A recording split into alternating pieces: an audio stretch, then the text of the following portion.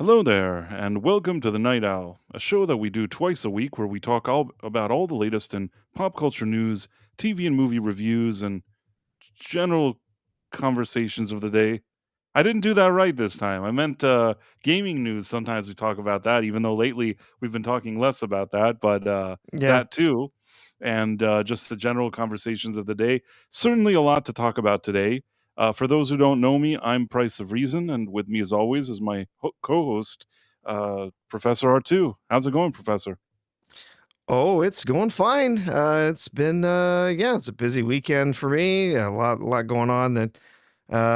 Today lots of different things to talk about. Of course, we had the State of the Union address earlier this evening, so that'll be something to get into for a little while. We had some other things going on.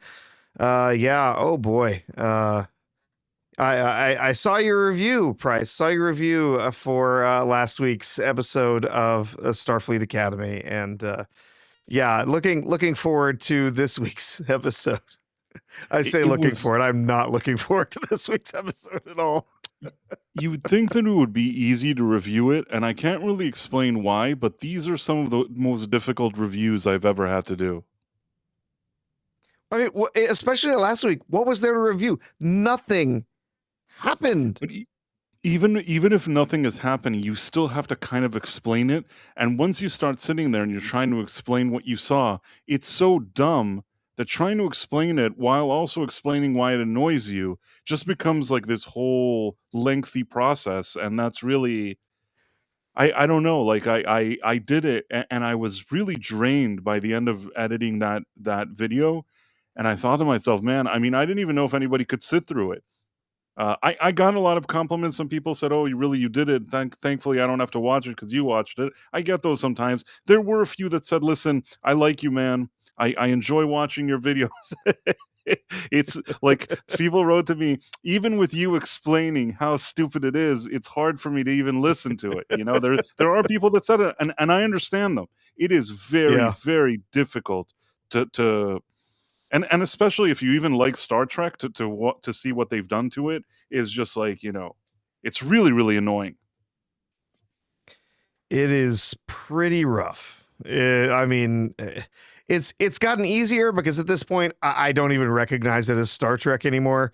But at the same time, it's just like they keep trying to pull in like every little stupid member berry they can grasp onto to be like, look, see, it's Star Trek, see, because it's got this stuff in it. It's no, it's not. It's not Star Trek. It's not even a solid CW show. It's just terrible. It's terrible. Yeah, I mean, that's something that I said in my video, that a lot of times we hear stuff like, "Oh, it's like, the Dawson's Creek or whatever." But you know what? Dawson's Creek may not be a show that speaks to me, but it had a certain goal for what it was trying to accomplish, and for whatever it was supposed to do, I think it mainly worked. Same with, like, Beverly Hills 90210. Again, I would never watch Gossip Girl no matter, what happened. Like, it's not a show for me, but there are people that enjoyed it because it did something that they were expecting. This show is just crappy. It's not. You understand what I'm trying to say? It's not. Absolutely, yeah. It's poorly written. It's poorly acted. I mean, you've got people in here like Paul Giamatti who, for all the things that he's done. I mean, honestly, he's a good actor. He's a solid performer. You can rely on him to elevate the material when he comes into your project. I really do like Paul Giamatti, but my God, what they've given him to work with, like, there's only so much you can do Oh, with he's a the good actor. I absolute mean, I don't think garbage. anybody can claim. I don't think that anybody can Yeah, claim that Paul Giamatti is not a good actor. But at the same time, yeah, he may be a good actor, but they don't know what to do with him in this crappy show for sure. no, not at all. Yeah, I mean, honestly, I feel a little bad for him. Like he wanted to be part of Star Trek. He likes Star Trek and wanted to be part of Star Trek, and he got this.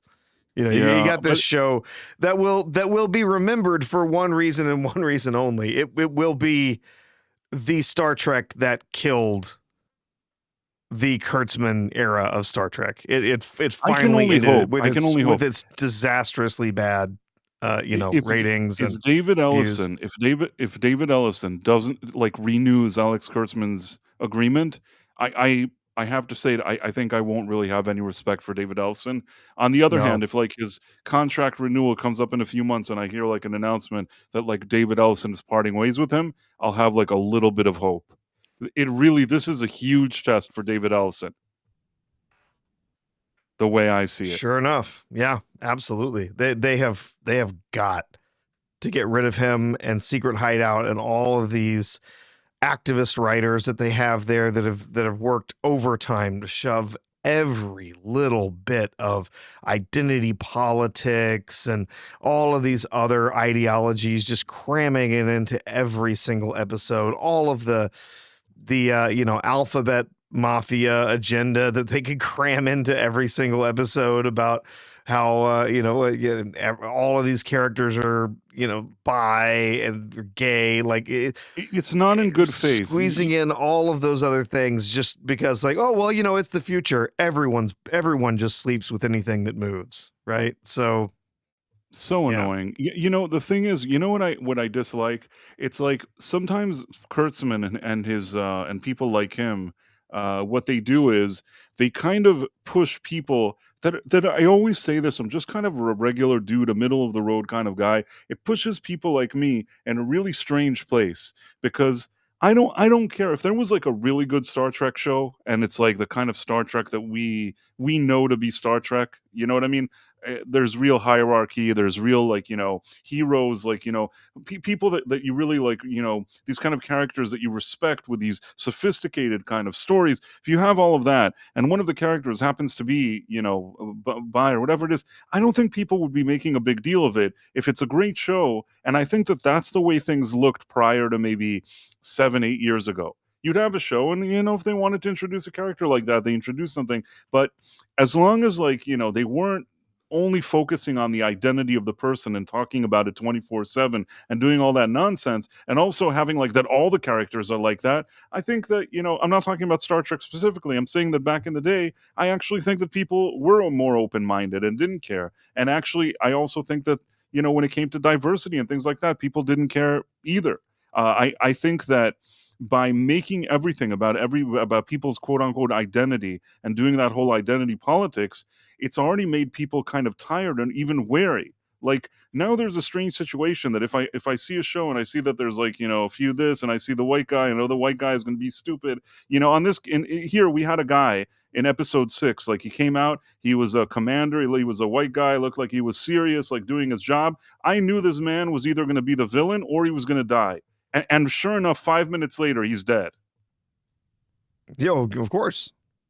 It's like Yeah. it's a rule of thumb. It's like, well, and I guess I think other people have said this, but I agree with it. What used to be the red shirts is now, like, you see a white guy on Kurtzman Trek, like, Hmm. especially if it's like a guy that, like, looks like he's has authority, knows what he's doing. He's like, comes in, he's confident. That man is either dead in 5 minutes or he's the biggest villain in the galaxy. Those are the only two options. There's no Yeah. chance that, like, that some guy that even looks serious, like he's like a real dude, there's not going to be anything good with him.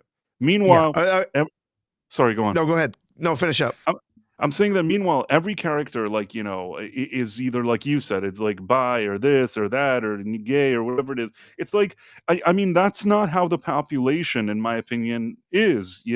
I don't know what's going to happen 1,000 years. You're right, I don't know, but we've never been given the impression on Star Trek that in the future every single person is, a rainbow person. We've never been given that impression, and I don't know how in this academy they're all that way. Yeah. Yeah, I was just gonna say this is absolutely nothing new when it comes to Kurtzman Trek. This has been around, for all the way since Discovery, the first entry that we got with Kurtzman's new Trek series. That white men, they're either going to be incompetent, evil, or dead, or Yep. any combination of those three at any given time. For instance, in one of the early episodes that we got, or maybe it was in the second season, we got as Doom calls her, Mikey Spock. We got her out. They were flying. It was a stupid ass thing. They were flying around these little space pods, zooming between different asteroids and stuff like that. And one of the characters, a white man, dares to challenge Mikey on how they're flying and what the best way is to get through the asteroids to be and to fly more safely. And she says, no, we have to do it this way, whatever. And then, of course, 2 seconds after he challenges her, he smashes into an asteroid and is killed. Because you can't have a white man who challenges a black woman and her authority over being right over absolutely everything, right? And that was early on one of the things I detested about the character of Michael Burnham and the show Discovery, is that Michael Burnham was absolutely always right about everything ever. There was never even a moment when she made a mistake. The only thing that she did that was a mistake was she loved too much, or she cared too much, or some BS like that. That show was just utter trash from the very beginning. And we had that whole situation right here in this episode that basically this the one that I call TikTok girl, this dumb character, she wanted to break into the ship's records because when she gave her recommendations to the Starfleet Academy, they said that she was so great, but sometimes she didn't know how great she was, and she was afraid that if somebody learns that they said she was great, but she wasn't sure how great she was, she thought that was an issue. That's her big boo-boo. Do you get what I'm saying? Like, that's her big flaw. That she was so great, but she wasn't sure how great she was. And I'm not even making it up. That is the plot. That is the story of this character in this episode. You saw it, right? I'm not making it up. She's so wonderful, but she just doesn't realize how great she truly is. So she's just fearful of everything. Yeah, and of course the absolute idiocy of the fact that she I need to get in so I can change these letters or delete these letters or whatever, when everyone's already seen them. Right. Everyone that matters had already seen the letters. So you're deleting them is pointless. Pointless at this point. The thing is that all she could do is nothing. You know what I mean? Like, first of all, let me tell you another thing. If, let's say, she has a recommendation and everything is great except for the sentence of she's so great but she didn't always know she's great, I don't think that people are going to notice she removed that sentence. Do you get what I mean? Like, it's not, if the recommendation was they wrote like she sucks, she's the worst thing ever, and she wrote she's great, well, that's an issue. Deleting like, oh, she wasn't sure how great she was, I think that's like not going to. Do you get what I'm trying to say? I don't think they're going to call the person that left the recommendation and said, wait a minute, are you sure you didn't write that she wasn't sure how great she was? Mm-hmm. Do you get what I'm saying? Like, I don't know how to explain it to you. This is the dumbest storyline I've ever seen for like a character, this dumb lady. Yeah. Oh, God. Let's talk about something else. So we're gonna have to talk about this on Thursday, because we're gonna have more of this stuff going on. Yeah, we got State of the Union address. We got all this all the new stuff that's happened with Paramount and the WB.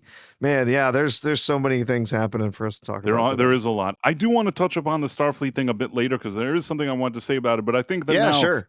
Let's start with our top story, because there was this whole State of the Union thing, and I actually sat and watched it. I don't know if you did. I did, yeah. Yeah, you usually do. Yeah, I do. I don't know why I watch it, but I did watch it. What did you think? Well, honestly, first of all, record-breaking speech. If you didn't see that, this was the longest State of the Union address ever given in history. It was an hour and 48 minutes, exceeded the record by 20 minutes, which I believe was previously held by Bill Clinton, I think is what I read. Possible. Yeah, of course, early on, we got to see, you might remember last year, during his address to the joint session of Congress, Representative Al Green from Texas was escorted out when he was yelling at the president and waving his ridiculous cane around.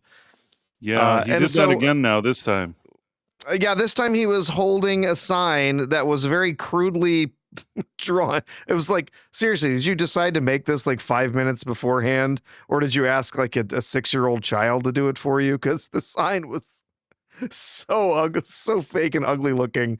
It was like they drew it on there with crayon or a fat Sharpie or something. It looked terrible, and it said something about uh, black people aren't monkeys. Is that what Yes, it yes, said? because it was with the Yeah. whole, yeah, Of with course, his when he meme or held the whatever it is. sign, he was covering up the A, so it's actually said "Black people rent monkeys," which was a fascinating statement for him to make on the floor. It didn't um, quite work out the way he wanted. no, because clearly, again, this was like made by a 5-year-old right before he got out there. But he was escorted from the chambers almost immediately after Trump began speaking, and there I will were say this. I will say this, yeah, and I just want to say something that I understand that that thing was part of a meme, and I suspect also that Trump himself isn't the one that posted that video. I yeah. if I were him, I wouldn't have posted. Like, if there was a way not to post that thing, I wouldn't have posted it. It's not a matter of like, there's no need for it. I didn't get any kind of like, it's not a I don't think it's a great meme to put whatever. If you watch it within the context of the full song video, then at least like all the people in the video are kind of like animals in the jungle, so at least it has something. But isolating that thing and putting in the middle of that other video, I don't know. It wasn't It yeah, yeah. I No. I think And it would have and been better if that wouldn't have been posted personally. Although I yes. don't Yeah. know if he himself actually did it, but I wouldn't No, have I don't posted think it. he did. I don't think he was responsible for posting that. I think someone else managing that account posted that. And it was weird because it was not actually uh, they did like a screen recording of another video, and then as it was wrapping up, it scrolled, and then that other video was playing below it. So that's where you just got like a clip of that like right at the end. That's very strange. No, that is I think personally, just the whole idea of presenting members of Congress and other political figures as animals, little awkward and weird to begin with. I've seen the whole video. I understand the context of it, but yeah, obviously, I mean, yes, that is offensive to present, you know, several people, not just the Obamas, but several Right, people the whole as thing. monkeys. And Listen, yeah, no, that's at least if you gross. have They should have taken it down immediately. And honestly, they could, they could have gone a little bit further with their response to it rather than just saying, this was, such and such this posted it wasn't meant to be on there, whatever. They could have said, no, this was not a presentation that we agree with, and we apologize for it being included in the video or something. But it I is what will it also is. say, if you watch the whole video and at least there's several people that are put in that kind of context, I There think are. that it's more of like a meme kind of thing. Yeah, also, I think that there's a difference between memes that like you and I are just hanging out on the on Twitter and people are sharing some weird meme. That's one thing. When you're the president, though, probably that one is not for sharing. If you know what I mean, like that probably I didn't think it was a good look when I saw it. That was my personal opinion, but Yeah. at the same time, I don't really think anything positive about that Al Green guy. He's always looking at like some kind of troublemaker, making some kind of trouble. Uh, that's kind of his thing, and I thought he seemed silly the year earlier when I don't know what he wanted, and I thought that he seemed silly this year as well. So personally. Yeah. Yeah. He's always he's just up there. I mean, literally, we're talking about a guy who think at this point, I think 6 times he's tried to file for articles of impeachment against the president in like a year. Like literally, he wakes up in the morning and thinks, I'm going to go file more articles of impeachment because that's what he I does. for some reason, I was trying to highlight this comment from Tomahawk 511, who said if he apologized, he wouldn't be Trump. I'll give you that. Yeah. Trump doesn't like to apologize. That's his Yeah. kind of his thing. Uh, yeah, Doesn't it mean it was. still isn't called for No, sometimes. I I understand think that that, but yeah. I understand. Trust me, I got it. I understood 100% that he would never say because I know who Trump is, and with all that being said, I think that that video didn't help anybody. It wasn't, you also, I mean, I'll say this. Sometimes people are quick to get offended about certain things, whether rightfully or not. But at the end of the day, you have to always think about like the bigger picture. Uh, yes, the president or anybody or politician could go insult a bunch of like different groups, but at the end of the day, people want to get elected, and you want the support of a lot of different groups. And I don't know.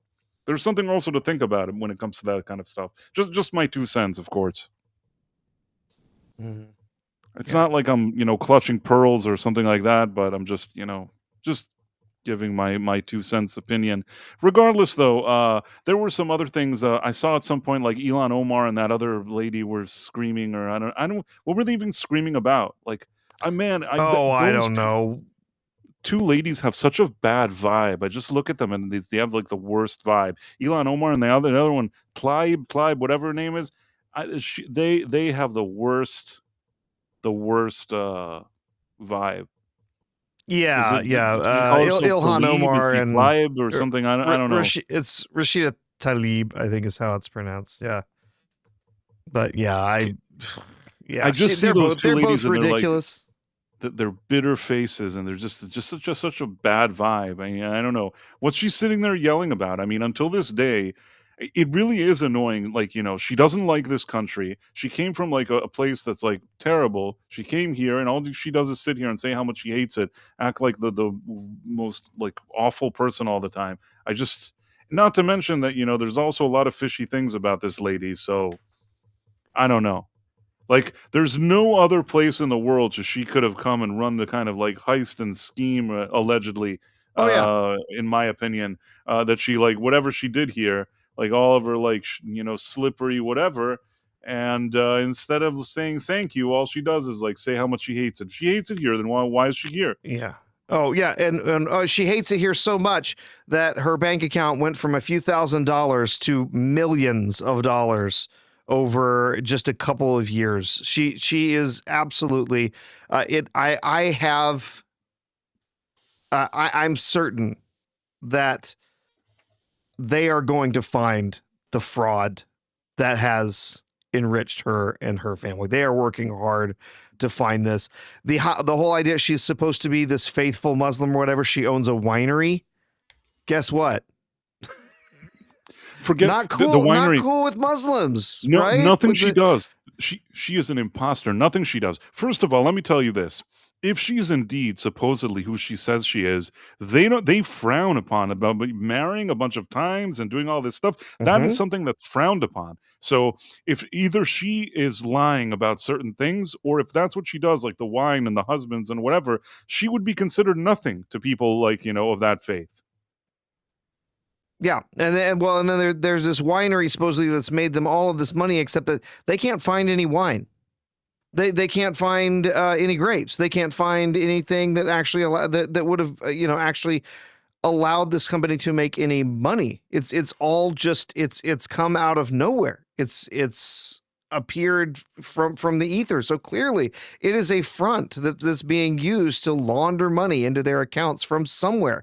And where is it coming from? Could be a lot of places. Could be coming in from foreign donors. Could be coming in from fraud, the billions and billions of dollars of fraud in her state that have come from, and or at least that much of it has been involved with the community that she represents. So where did all of this money come from? Where did it all show up in these accounts that they magically are worth 10,000 times what they were worth just a few years ago? Uh, is her white husband really all that impressive of an investor? Something tells me no. Yeah, No. I don't think so either. It's kind of like the wine leering center if you think about it. Yes, it is. It's Yeah. you know what I'm saying? Like, it's another one of there's no grapes, there's no this, there's no that. Nope. Somehow money is coming in, allegedly. Again, I hear at Price of Reason Studios, we don't take responsibility for anything that we say, but it all looks very fishy to me personally. And what she's sitting there and yelling, I couldn't even understand what she was yelling about. She just looked like her.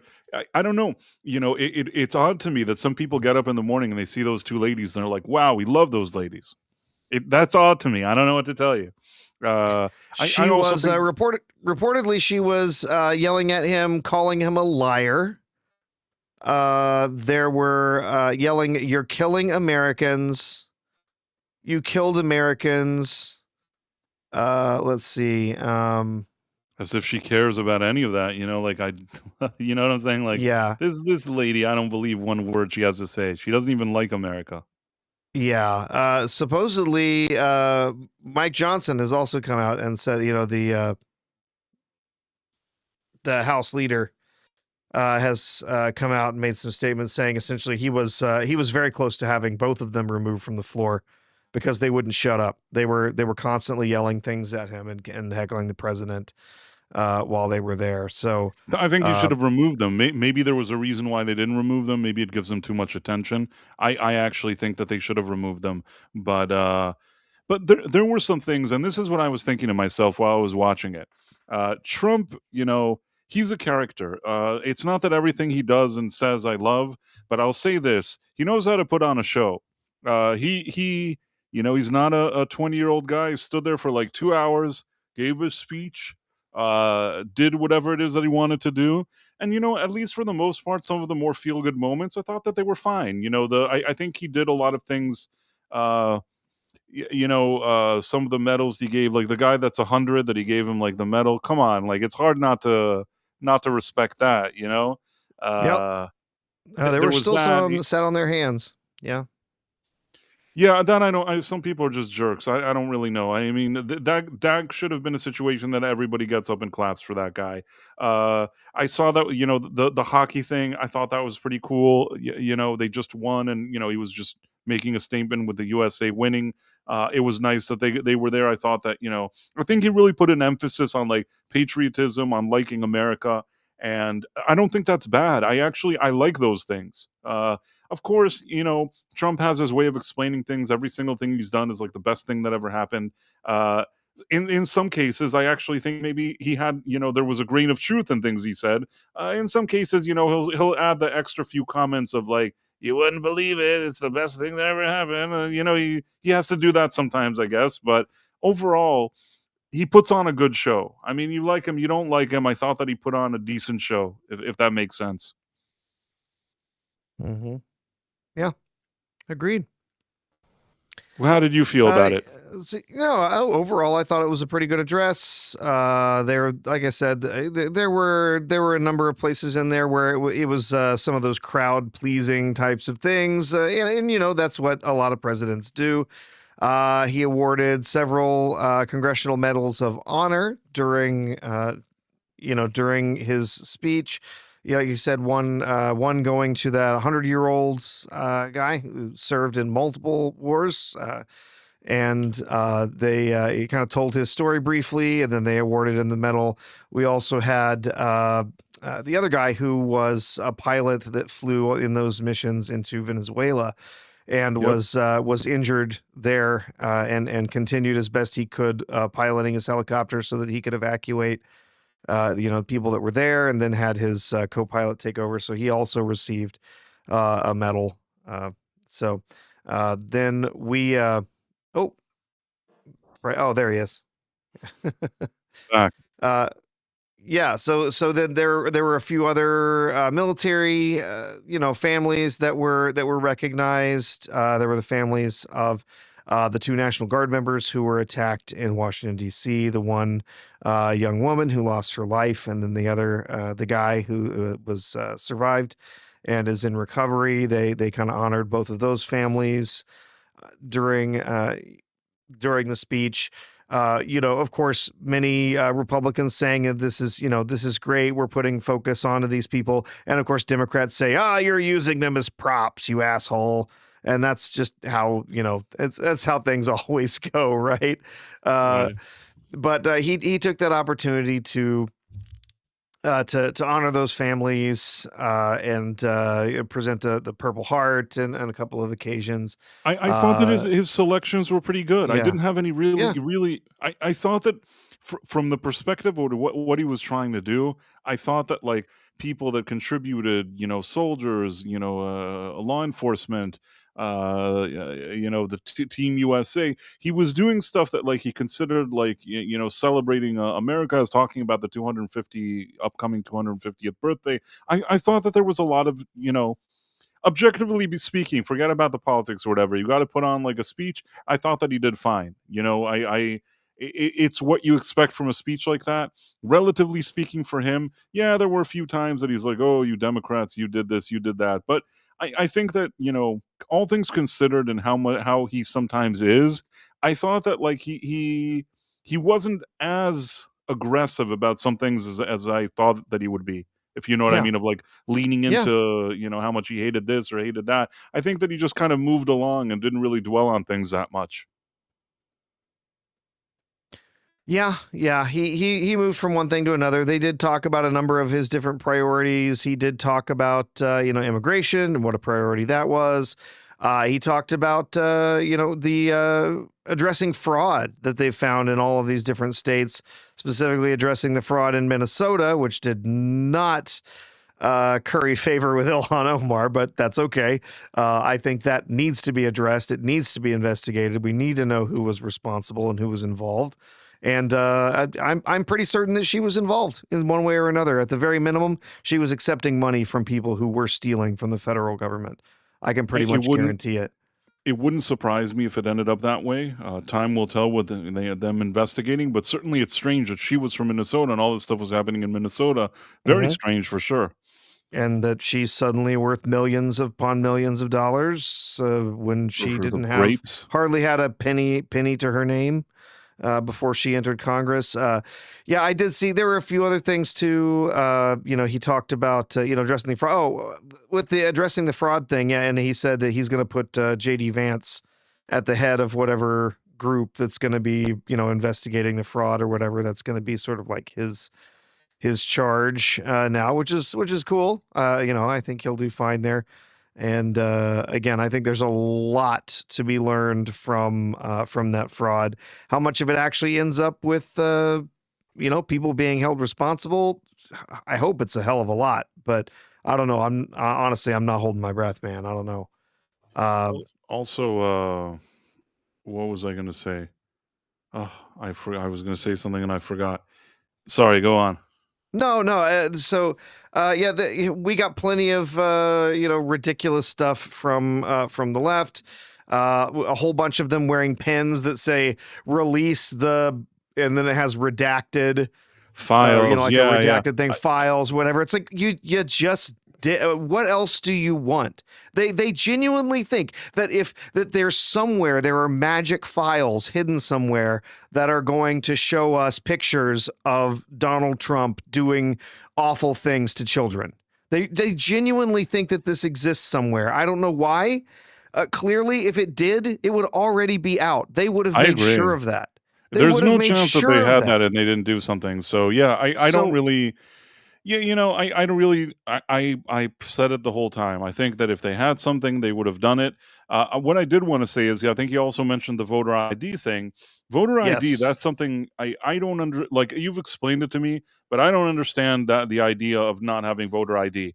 There's nothing logical to me about people that anything you need to do, you need to go to a club, you need to show it. You need to buy alcohol, you need to show it. You need to buy cigarettes, you got to show it. Like we said, you go to the pharmacy these days and certain things you're like, oh, can I have like Sudafed? You got to show your ID. If every single thing you go, you have to show your ID, it can't be that for this one thing they're like, no, no, you're really like depressing people and making them like bring their ID. No, bring your fucking ID. Sorry, Sean. You want to shovel snow in New York City? Bring your Two forms ID, of two ID, yeah. photos, and and a second form of identification. Exactly. Yeah, it's absurd. Yeah. Oh, and Argenta mentioned. Yeah, I was gonna say that the always professional Rashida Tlaib was wearing a FUCK ice pen on the House floor. Like, Yeah, I mean, none of seriously. this surprises me. None of this surprises me. I really don't know these two ladies. I've never liked them. I don't. Their whole vibe is bad. Forget about politics. They're just like, if now you said, "Hey, do you want to hang out with these ladies?" and you showed me like, Ilan Omar and Rashida Tlaib, I'd be like, no, I don't feel like hanging out with them. It's like, forget about politics. You get what I mean? They're just the energy is Oh bad. no, they sound like I think they are awful people. I would not want to be anywhere around either of them. Their whole vibe Gross. is like not good, uh, same with like AOC. But what I did find, what I found kind of interesting, I don't know if you know this, after the State of the Union ended, the Democrats did their like shadow State of the Union. Yes.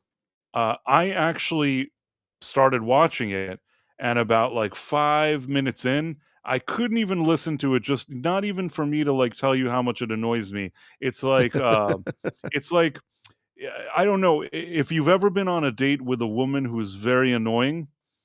That's what I Yep. felt like watching the 5 minutes of this Virginia governor. What's her name? Spamberger. That's a strange name to have. Uh, Yes. Yeah. Spamberger. Spamberger. In any case, this lady, she's like already.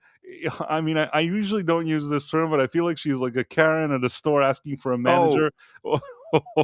Like 5 minutes into it, I'm like, I'm done. I can't listen to one more word. Even if she was saying the best things ever, she's such a like. I thought to myself at that moment, as much as Trump really extended that speech and did all of his usual shtick, at least like he's good at putting on a show. Like him or not, he can put on a show. This lady, after 5 minutes, like she made Trump look great. You know what I mean?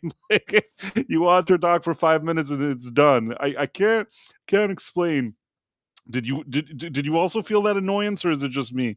oh, she sounded like the most incredibly annoying, irritating, nagging, like awful wife, awful person, just like Awful of the marriage that you're just trying to get like out of. You know what I mean? you could literally you could hear her wagging her finger in your face the It whole was time. You could so just annoying. it, Yeah. it was there in her tone of voice, and it's so irritating. They honestly think that somebody like her is the future of the Democratic Party. She is incredibly irritating. Just I don't think any man would no. want to.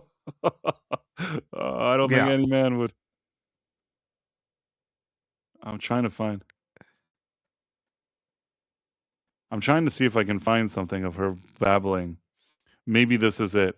Uh, I'm telling you that it's not even the words that she's saying as much as her vibe. You know what I mean? This is exactly what I don't want. I don't even love these speeches in politics to begin with, but this is like it's the end of the line. The end of the road. Like I can't. It's too much. Let me try to share this so I can show you what I mean. Uh-huh. Let me see if I can find it. Presentation. Okay. In his speech tonight, the president did what he always does. He lied, he scapegoated, and he distracted. And he offered no real solutions to our nation's pressing challenges, so many of which he is actively making worse. He tries to divide us, he tries to enrage us, to pit us against one another, neighbor against neighbor. And sometimes he succeeds. And so you have to ask, who benefits from his rhetoric, his policies, his actions, the short list of laws he's pushed through this Republican Congress? Somebody must be benefiting. He's enriching himself, his family, his friends. The scale of the corruption is unprecedented. There's the cover up of the Epstein files, the crypto scams, cozying up to foreign princes for airplanes and billionaires for ballrooms, putting his name and face on buildings all over our nation's capital. This is not what our founders envisioned, not by a long shot. I just heard the few minutes of her babbling, and I'm just like, oh, like it's just. You'd think that Yeah. all the Democrats were ever like in a position of power. Everything they did was great. You know what I mean? Yeah. Like this is Oh, like and it's like, and then talks about she had the gall to talk about how he's pushing more taxes on you with his tariffs and he's making things less affordable. It's like, we all lived through those years of Biden and the massive, insane, historic levels of inflation that your party forced on to the American people. You want affordability problems? It's your fault, your party's fault, that we have had to go through this insane level of all of these expenses rising. You want to know healthcare. Why is healthcare so expensive?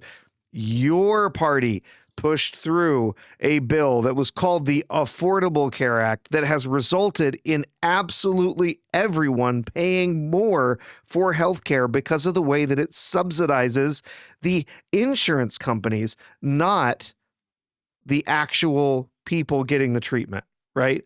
It doesn't take care of the patient. It takes care of the insurance companies. So, there's all of these just insane like twists of, oh, nope. It was Trump made it unaffordable. No, you did.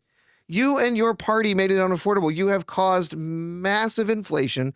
You've caused massive increases in the cost of living by importing millions upon millions of people into communities that can't handle all of that additional stress on the communities. They can't handle all the additional stress on the systems to try and support all of those aliens that you brought in. It's just insane that they just have so much hatred for Trump. A little clip. This president took office last year. His reckless trade policies have forced American families to pay more than $1,700 each in tariff costs. Small businesses have suffered, farmers have suffered, some losing entire markets. Everyday Americans are paying the price. And even though the Supreme Court struck these tariffs down 4 days ago, the damage to us, the American people, has already been done. Meanwhile, the president is planning for new tariffs, another massive tax hike on you and your family. And Republicans in Congress, they remain unwilling to assert their constitutional authority to stop him.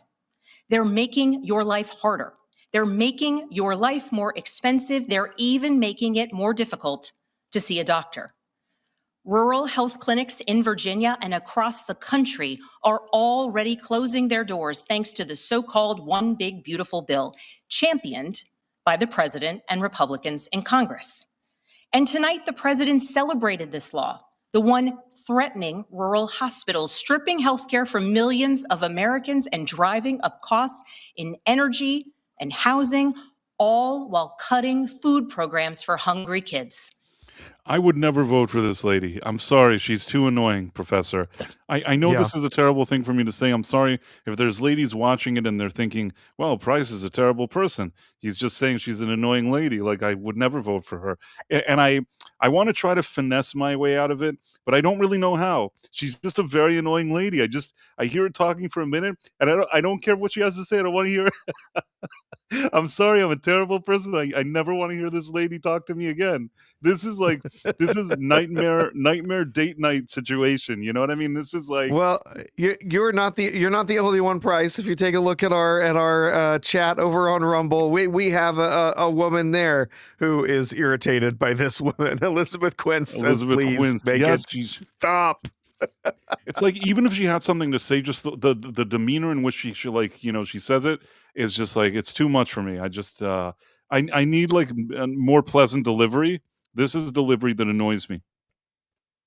Yeah.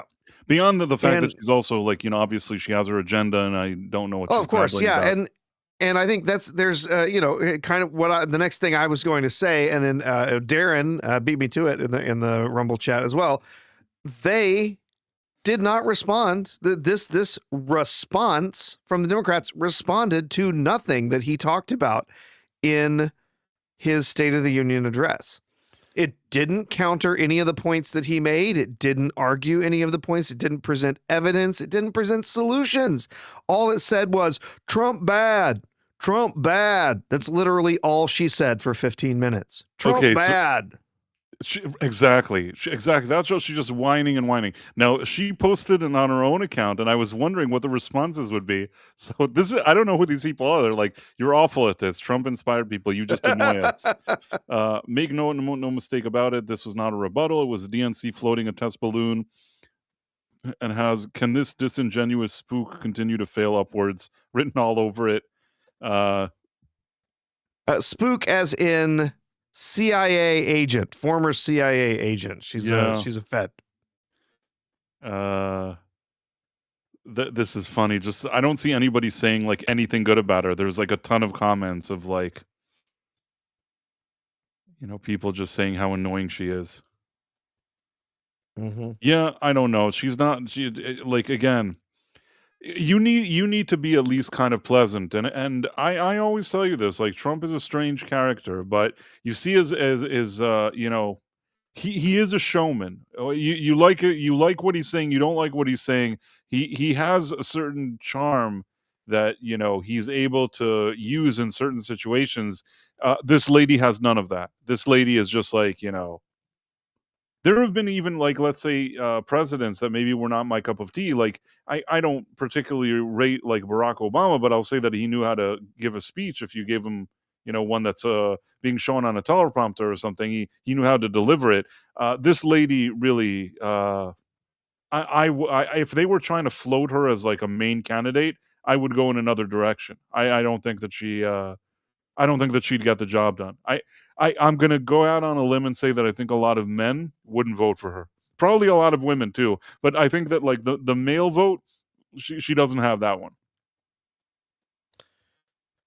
Oh, as far as you saying like for president or vice president? Yeah, if they're trying to like float, oh, maybe we should do like president. This lady like would never like be accepted amongst men.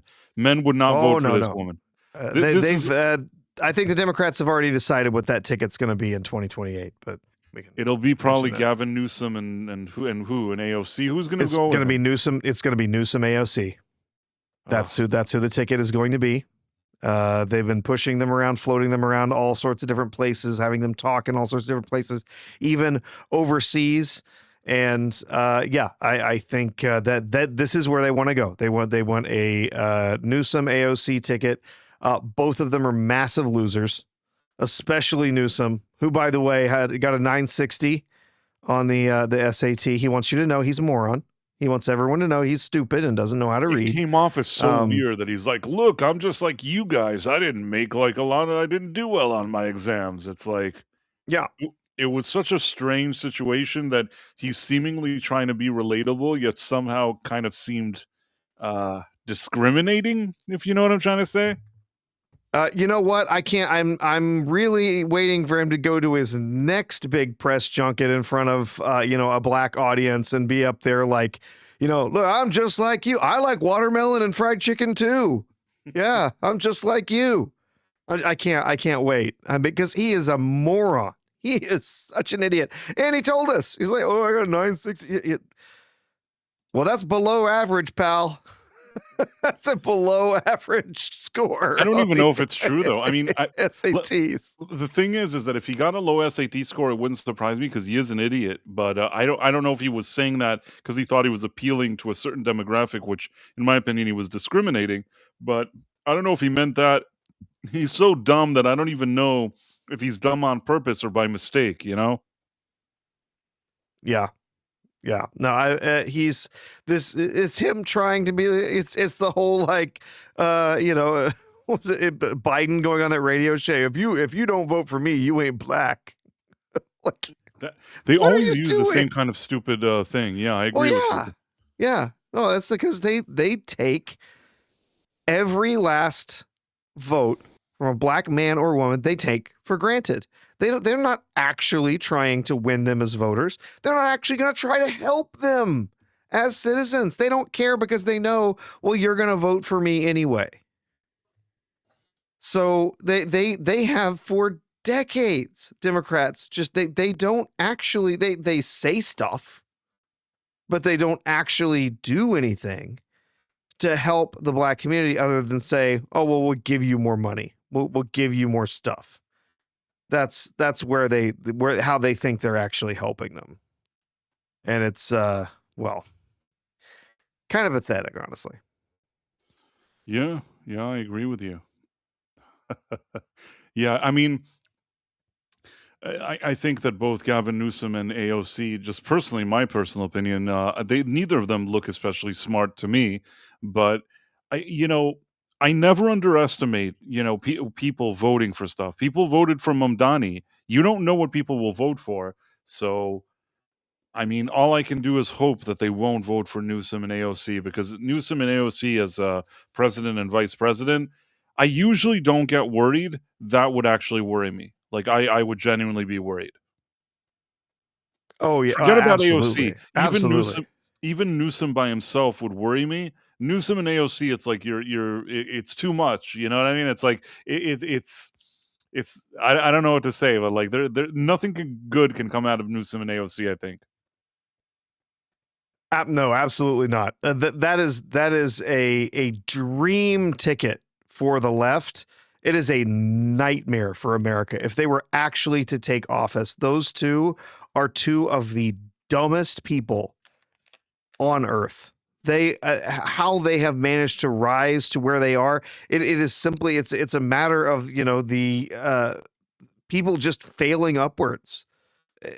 Just the idiots who constantly just repeat and say the right things. Like that's all it is.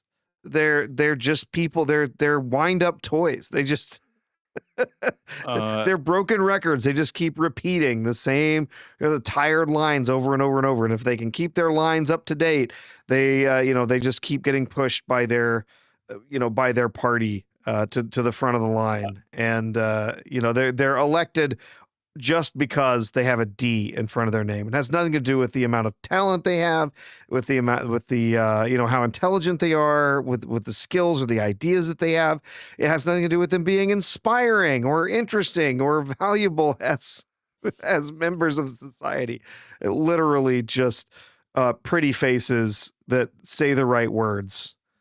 I will say that's I will it. say this though, because somebody mentioned here in the comments, he's like, "Oh, like I won't highlight the comment, but NMNM was saying that like I would be into AOC. She doesn't there's something about her that I find unappealing. It's not my cup of tea.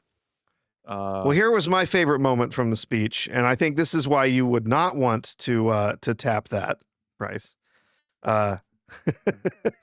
As he points to the Democrats in the chamber to say, "These people are crazy."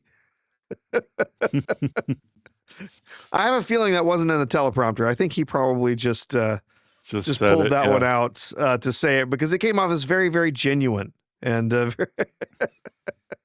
not a prepared remark. But yeah, these people are crazy, he says of all of the Democrats that actually showed up. There were a whole bunch of Democrats that decided that they just weren't going to show up. They were going to go attend protest events or whatever, like other things. They weren't going to actually be there, which, you know what, if they were my representative, that's pretty, that's embarrassing. I don't care who my representative is, left or right, they better be there when there's a joint session of Congress.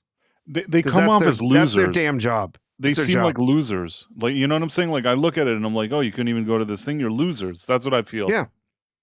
You can't even go and just like do your job and sit there and listen to what he has to say, whether you agree with it or not. That's your job. That go there, be there for that joint session of Congress. If you don't look like what he has to say, you still heard it, and you can go out and you can meet the press and you can refute what he said or argue what he said or whatever, but just not to show up because be like, I'm not going to be in the same room with this murderer who's killed American citizens. And it's like, yeah, whatever. By the way, if you're new to this channel or if you came from my other channel, though, make sure to subscribe to this one too. Just throwing that out there. And yeah, so I guess like this thing, I'm trying to think of moments. Oh, there was one interesting moment where there was the woman who as a child they wanted her to be a man, and then she went back to being a woman, Uh-huh. So that was kind of interesting. I did like there was one comment that he made that I actually thought that was kind of good.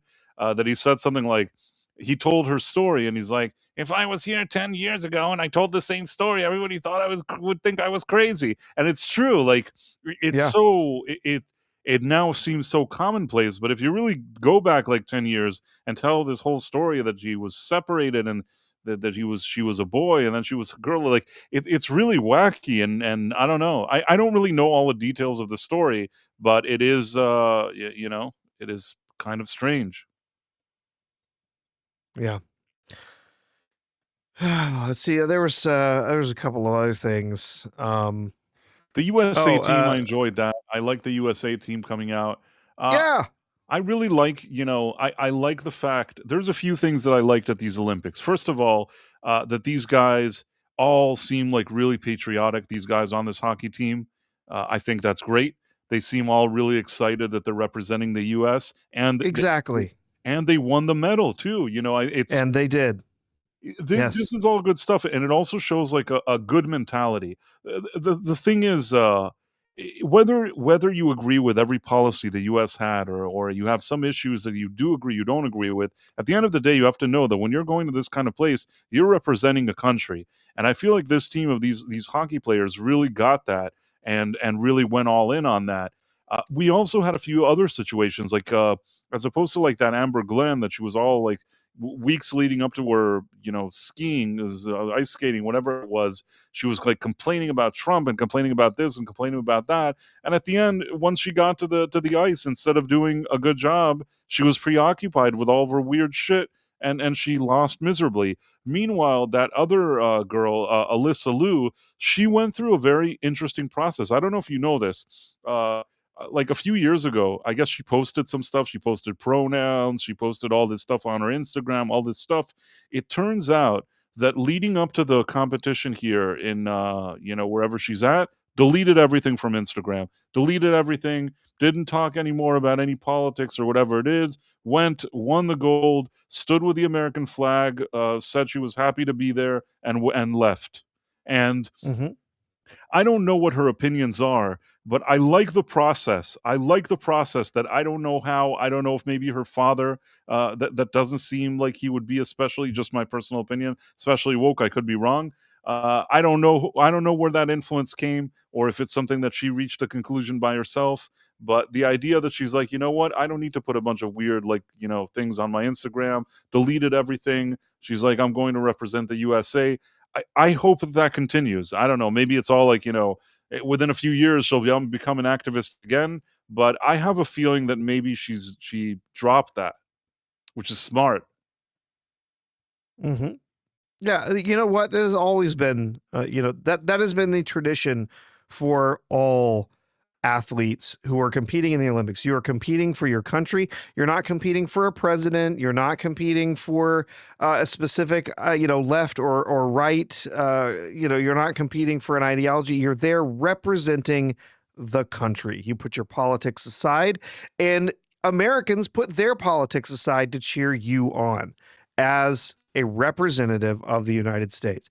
The athletes that went over there and started spouting their politics and saying anti-ice stuff and whatever, like, people were just tearing them down left and right, telling them, shut up, go out and compete for your country. Stop trying to bring politics into this. It's not your place. You're there representing the United States. And it was great to see, to see the team out there. I genuinely don't care what the politics are of, all of the different players on our hockey team. I genuinely don't. If they want in their own personal lives to go out and talk about that, then they can feel free. But when they're there representing our country, I think they were great representatives. They were there. They were patriotic. They were, supporting each other. They were cheering each other on. They, like you said, they're waving the flag. And and when they came back, they accepted their invitation to come to the White House, to come, to be there for the State of the Union. And you know what? Again, their politics in this situation don't matter. They don't need to insert politics into it. They can show up, they can be celebrated, and then afterwards they can go back and they can say, you know what? No, I did. I went and celebrated. I was, excited to be invited to the White House. I was excited to be invited to the State of the Union and be there and be honored, by all those members of Congress, to be honored by the president. No, I don't agree with his policies, and this is why, and whatever. They can do that, but there's a place for that, and it's not at the Olympics, and it's not, when they're returning and being celebrated by the president, because that's something that's been done for forever, right? They invite these winning teams and stuff to come, to the White House, and it's an honor. You get invited, you say thank you, appreciate the invite, being recognized and so on. That's it, right? We do have a Rumble rant. To show. I didn't see it first. Oh, now I see it. Kivo, 1961. Amazing, even when the sports media still think the U.S. hockey team beat the Russians for the gold in 1980 when it was the semifinals. We beat Finland for the gold. Yes, that's right. Yeah. The miracle on ice. Yes, we did defeat Russia in the semifinals. But then we had to go on and then finish and beat Finland to win the gold. But it was the win over Russia that was really seen as sort of the big moral victory, obviously, because of the times, because of what was happening with the Cold War and everything. That was seen as the big victory. But yes, we did move forward, and we competed and beat Finland in the next game for the gold. Yeah. Yep. Somebody wrote that Price should run in 2028. I don't think so. I don't think I'd be the right candidate. No. So that was $5 from Kivo 1961. Thank you, Kivo. Thank you so much, Kivo. It's nice to see you here. And I mean, in this case, I think that it was the finals, and it's been years. How many years was it since we won this gold? I think it's been many years, right? Well, was it 1980? Was that the last time we won the gold? That's what I thought, but I could be wrong. But it seems like for a long time we haven't won it. Let's see. You can look it up, but I know that it's not something we win every second. So yeah. So. Oh no. Yeah. It's been a hot minute. Let's see.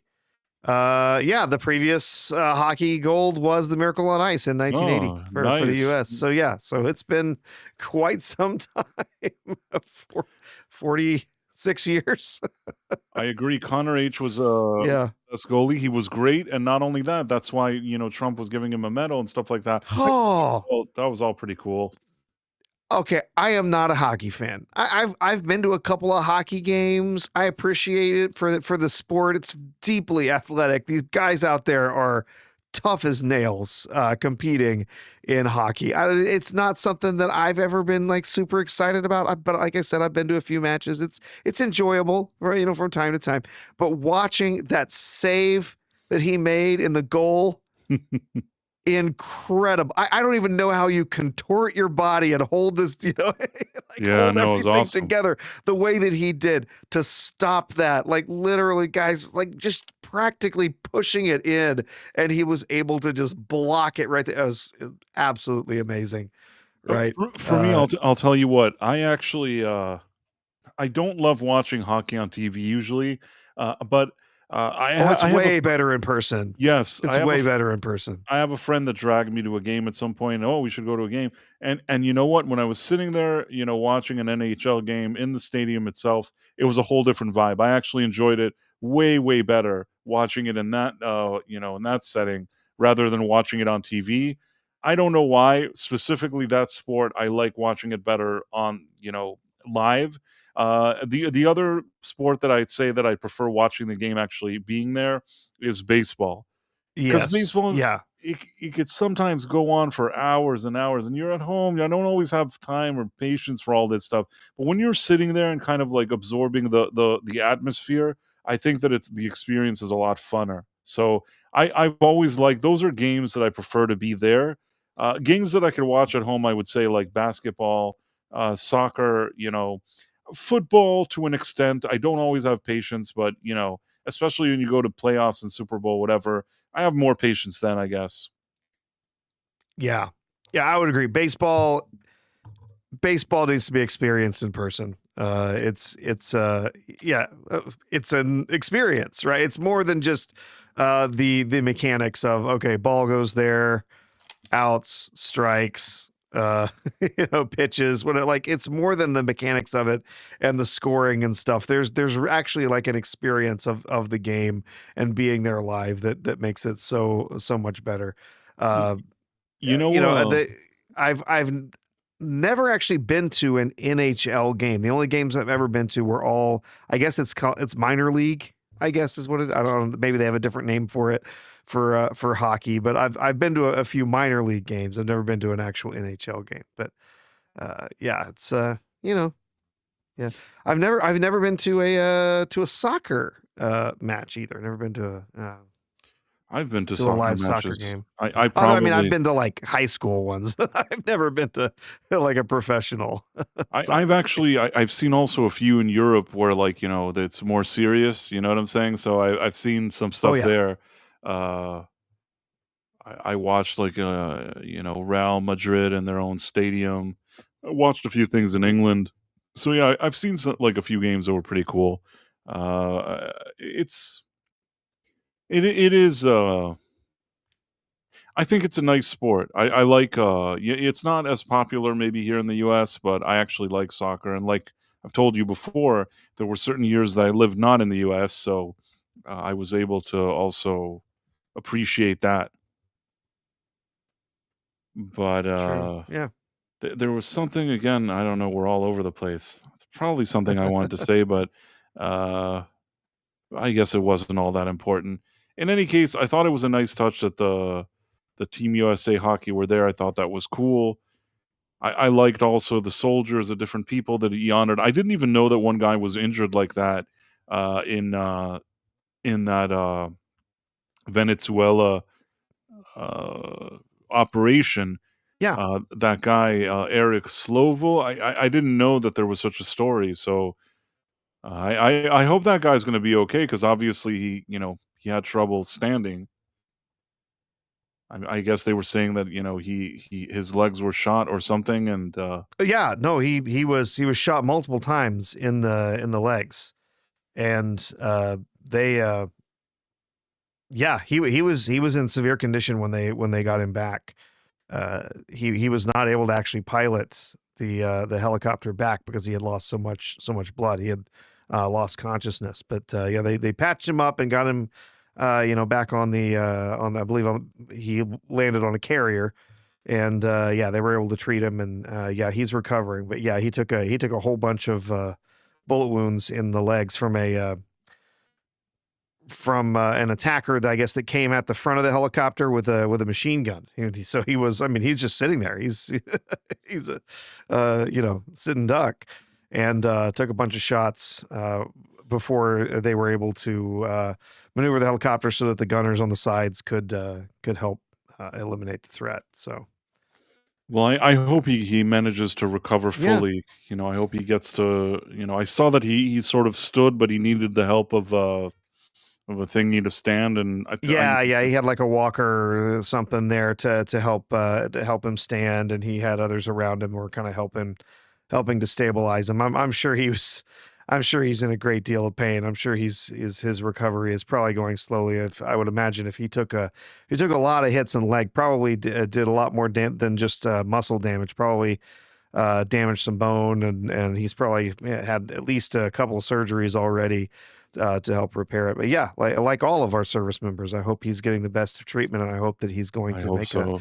make a full recovery. But yeah, great bravery in the face of in the face of the enemy like that, and ensuring that he was able to maneuver his helicopter so that they could eliminate the threat, and then help make sure that all of his men that were flying in, men and women perhaps, that were flying in his helicopter were able to be recovered and returned safely after the mission. So it's incredibly brave.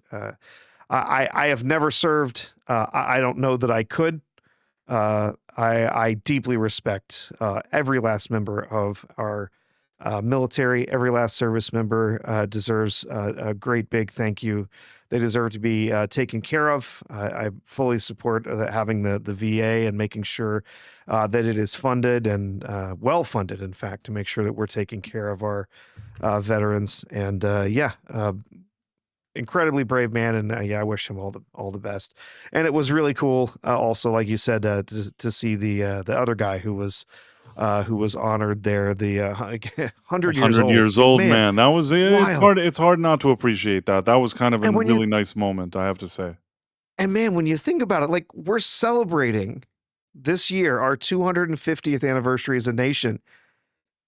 That guy's been here for 100 of that, right? Man, that is wacky. When you think about it, you're like, holy hell, he's been around so long. He's He was up and he was smiling. He was happy to be there. He said thank you. He said thank Even you. at his age. Yes. It was really touching to see that. And at least some of the Democrats got off their asses and applauded that at the very least. At least, yeah. There were some things where they were sitting on their hands, and I was frankly insulted that they would not stand when Trump brought the mother of Irina Zurutska, the woman from South Carolina who was murdered on that train, brought her and was talking about making sure that the job of the U.S. of our government is to protect its citizens and whatever, and they all just sat on their hands. It's like I'm sorry, but that's disgusting. I agree like with you. that woman lost her child to policies that you have championed.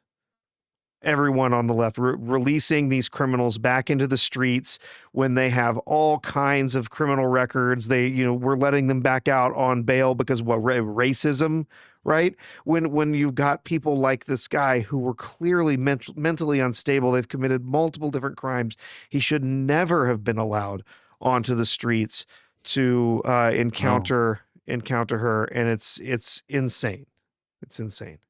I agree. Yeah, no, that was there were a lot of like poor sport, ugly moments, and that was definitely one of them. Yep. Oh well. Yeah, so that was definitely an interesting experience, the whole State of the Union. Oh, Dead Man's correcting me in the chat. I'll get it. Yes, I said South Carolina. I meant North Carolina. Yes, it was in Charlotte, North Carolina. Thank you, Dead Man. You're right. There was something, where was it? A few people wrote a few things for us. So Darren M said, Price, you and Script need to go to a hockey or baseball game. Would love to see the video. I think that would be a very strange video, but yes. Then you have Professor, you need to go to a Sporting Kansas City game. Not a soccer fan, but that crowd is electric and the energy is unbelievable. Yeah, we've actually talked about doing that, making a trip to KC to see a sporting game. By the way, I know nobody. This is probably. I feel like it's probably been here for a few days and nobody noticed. I added, I think, another emoji. So I think that there's emoji now. If I really manage to add it successfully, that it's like a sorry Sean emoji. I think that actually exists now as an emoji if somebody has it. Indeed, it does. Yes, I just put one in the chat.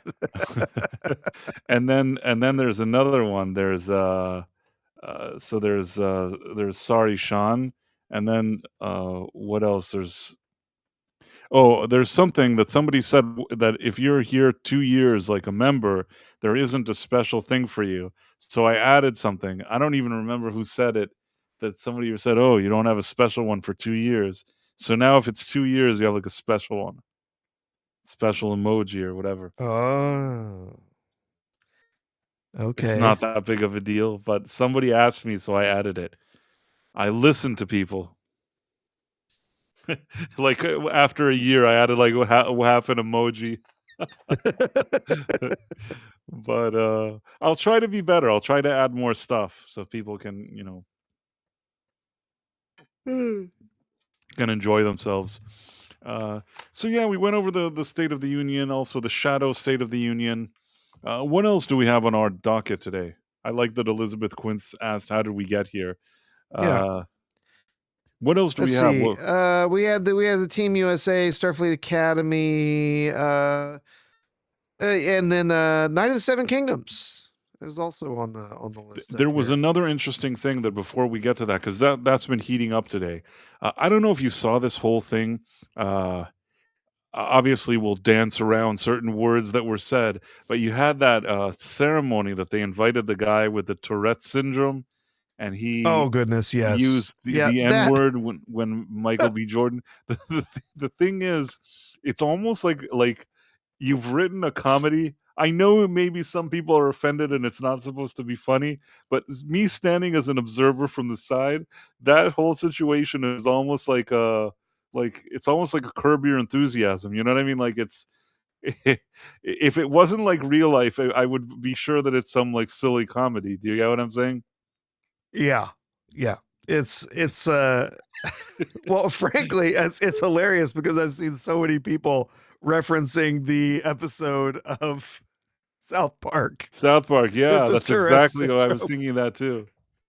Because here's the thing. Like I have read all of these comments.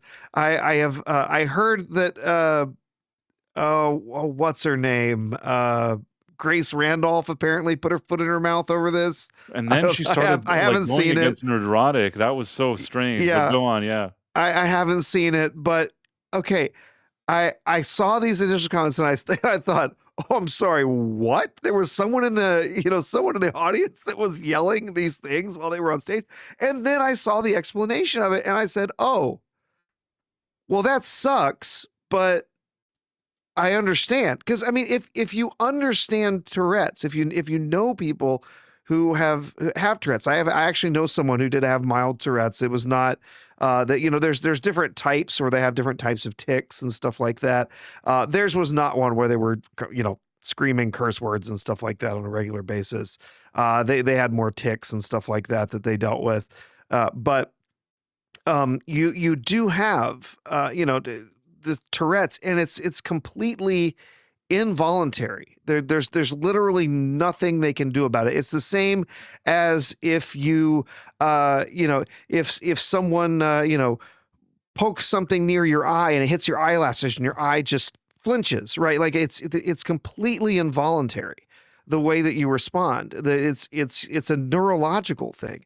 And so what's hilarious to me is this was a guy who suffers from Tourette's.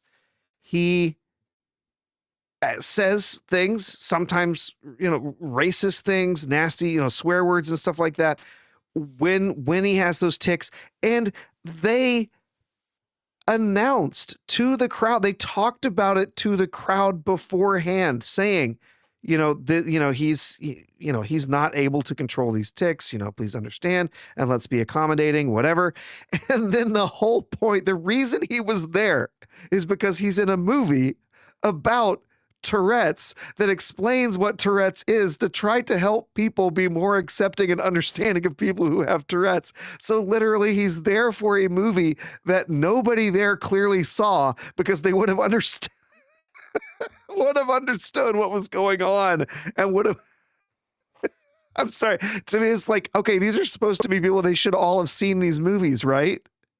Isn't that like the way these things usually work? I don't know about the BAFTAs. I guess maybe I'm thinking of the Oscars, right? Where everyone watches the movies and votes on them. But clearly, like, nobody there had actually seen the movie that he was there to represent, that he was part of, which explains what Tourette's is. And they would have known why he was spouting things, why he was saying what he was saying. And to me, it was just like, wow. Okay, first of all, they did Michael B. Jordan and who else was there? Was up there with him? I don't remember who the other person was. It was, but the two guys that were up there, they kept their composure. They did really good. They were great up there, despite the fact of something. genuinely a very nasty thing being yelled in the crowd, but they were good and not responding to it and just kind of moving forward. But the just complete lack of understanding from the people that were out there listening, and then the complete lack of understanding from the people commenting on it blows me away. Right? Well, I wanted to see what Grace Randolph said, because she said some stuff, and then Gary was making fun of her, and she started like quote tweeting Gary. Was it's not every day that we see this kind of thing. So let me see. I feel like there would be bad actors. I just feel it's an extremely bad situation. And I worry as a woman, not only in solidarity with other groups, but for women as well, that what kind of language does this let in? You know, I was tweeting about it earlier today, and people said some of the most disgusting stuff about me. I mean, they were just looking at it an excuse to say something bad about me. And this, unfortunately, Mr. Davidson needs to realize that he created the opportunity for that.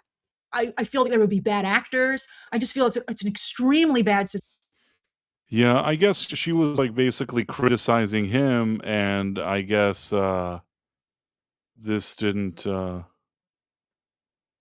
keep seeing this thing, this restory thing. I know this is off topic. That you're fixing consoles. Did you see this, Professor? I have not seen this game.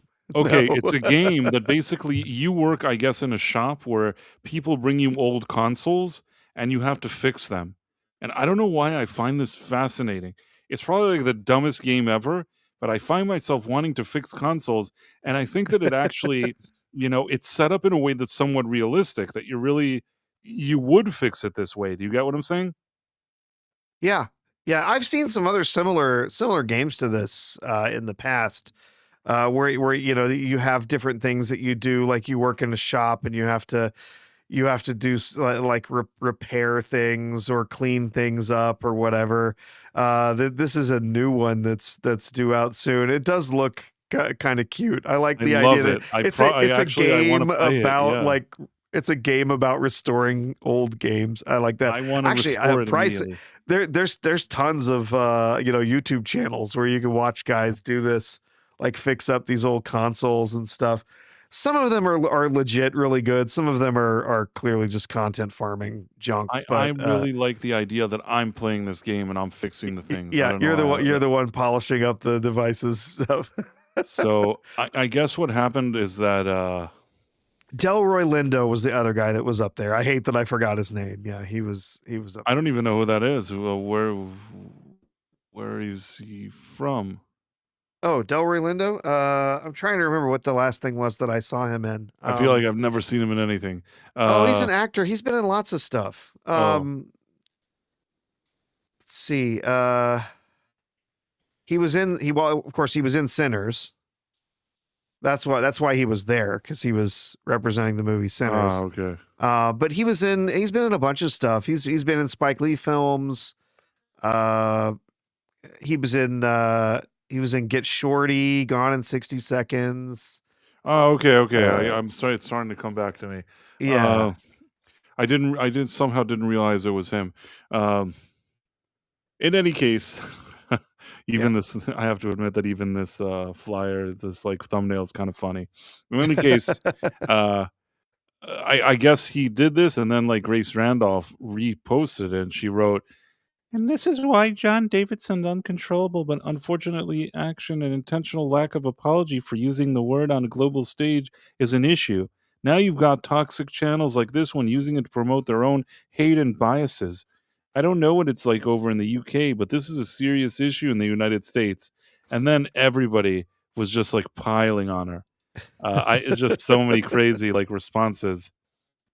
It cracks me up, Price, while you're looking at these. It cracks me up because there's this race for all of these virtue signaling people on the left that they have to be the first to jump out and virtue signal, and they gotta be the first to jump out there and show how much of an ally they are.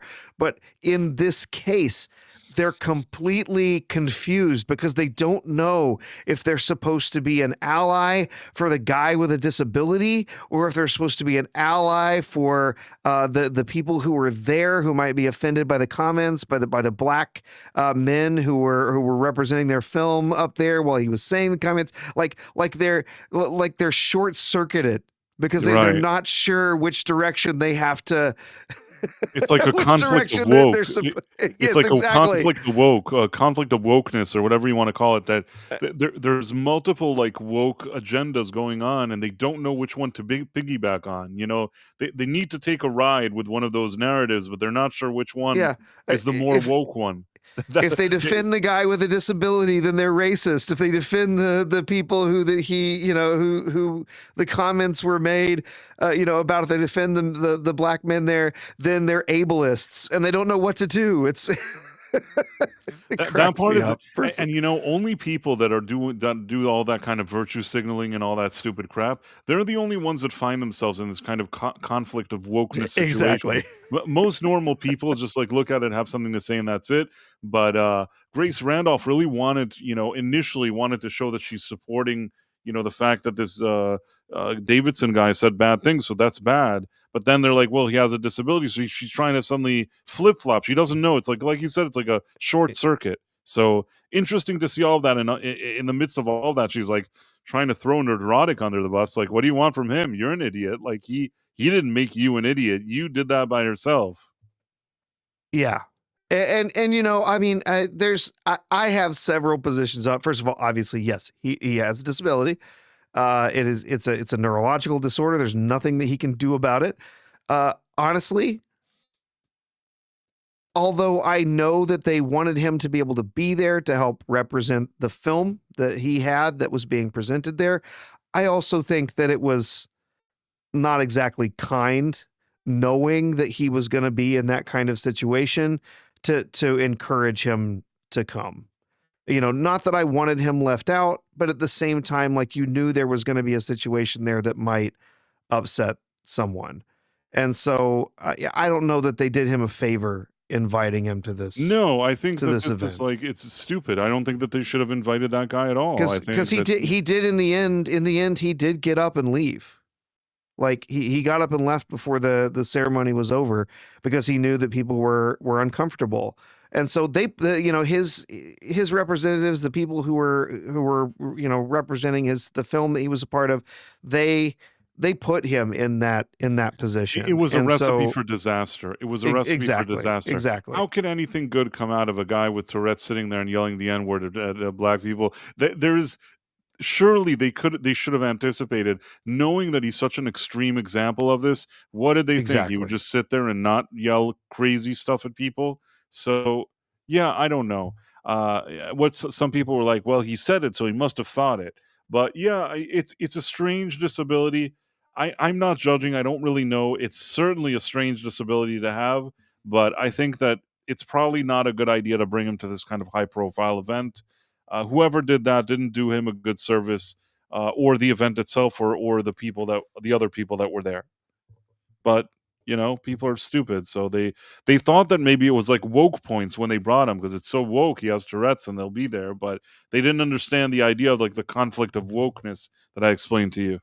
Yeah, or just, I mean, just again, just the likelihood of something in particular happening. Like, yeah, he's gonna say stuff that people are gonna get upset by, because even though they got up there and they announced, hey, we've got a guy here with Tourette syndrome and he might say racist things, like, there are going to be people there that it doesn't matter if they made that announcement. It doesn't matter what they said. They're going to have immediate reactions to somebody using those words and saying those things. And they're automatic reactions, just like his saying those things is not something that he has control of. Their feelings about those words also, they don't really have control over what they're feeling. Otherwise, you're asking them to not react to words that they have trained themselves for a very long time to be offended by. So it was just, you said it's a recipe for disaster, right?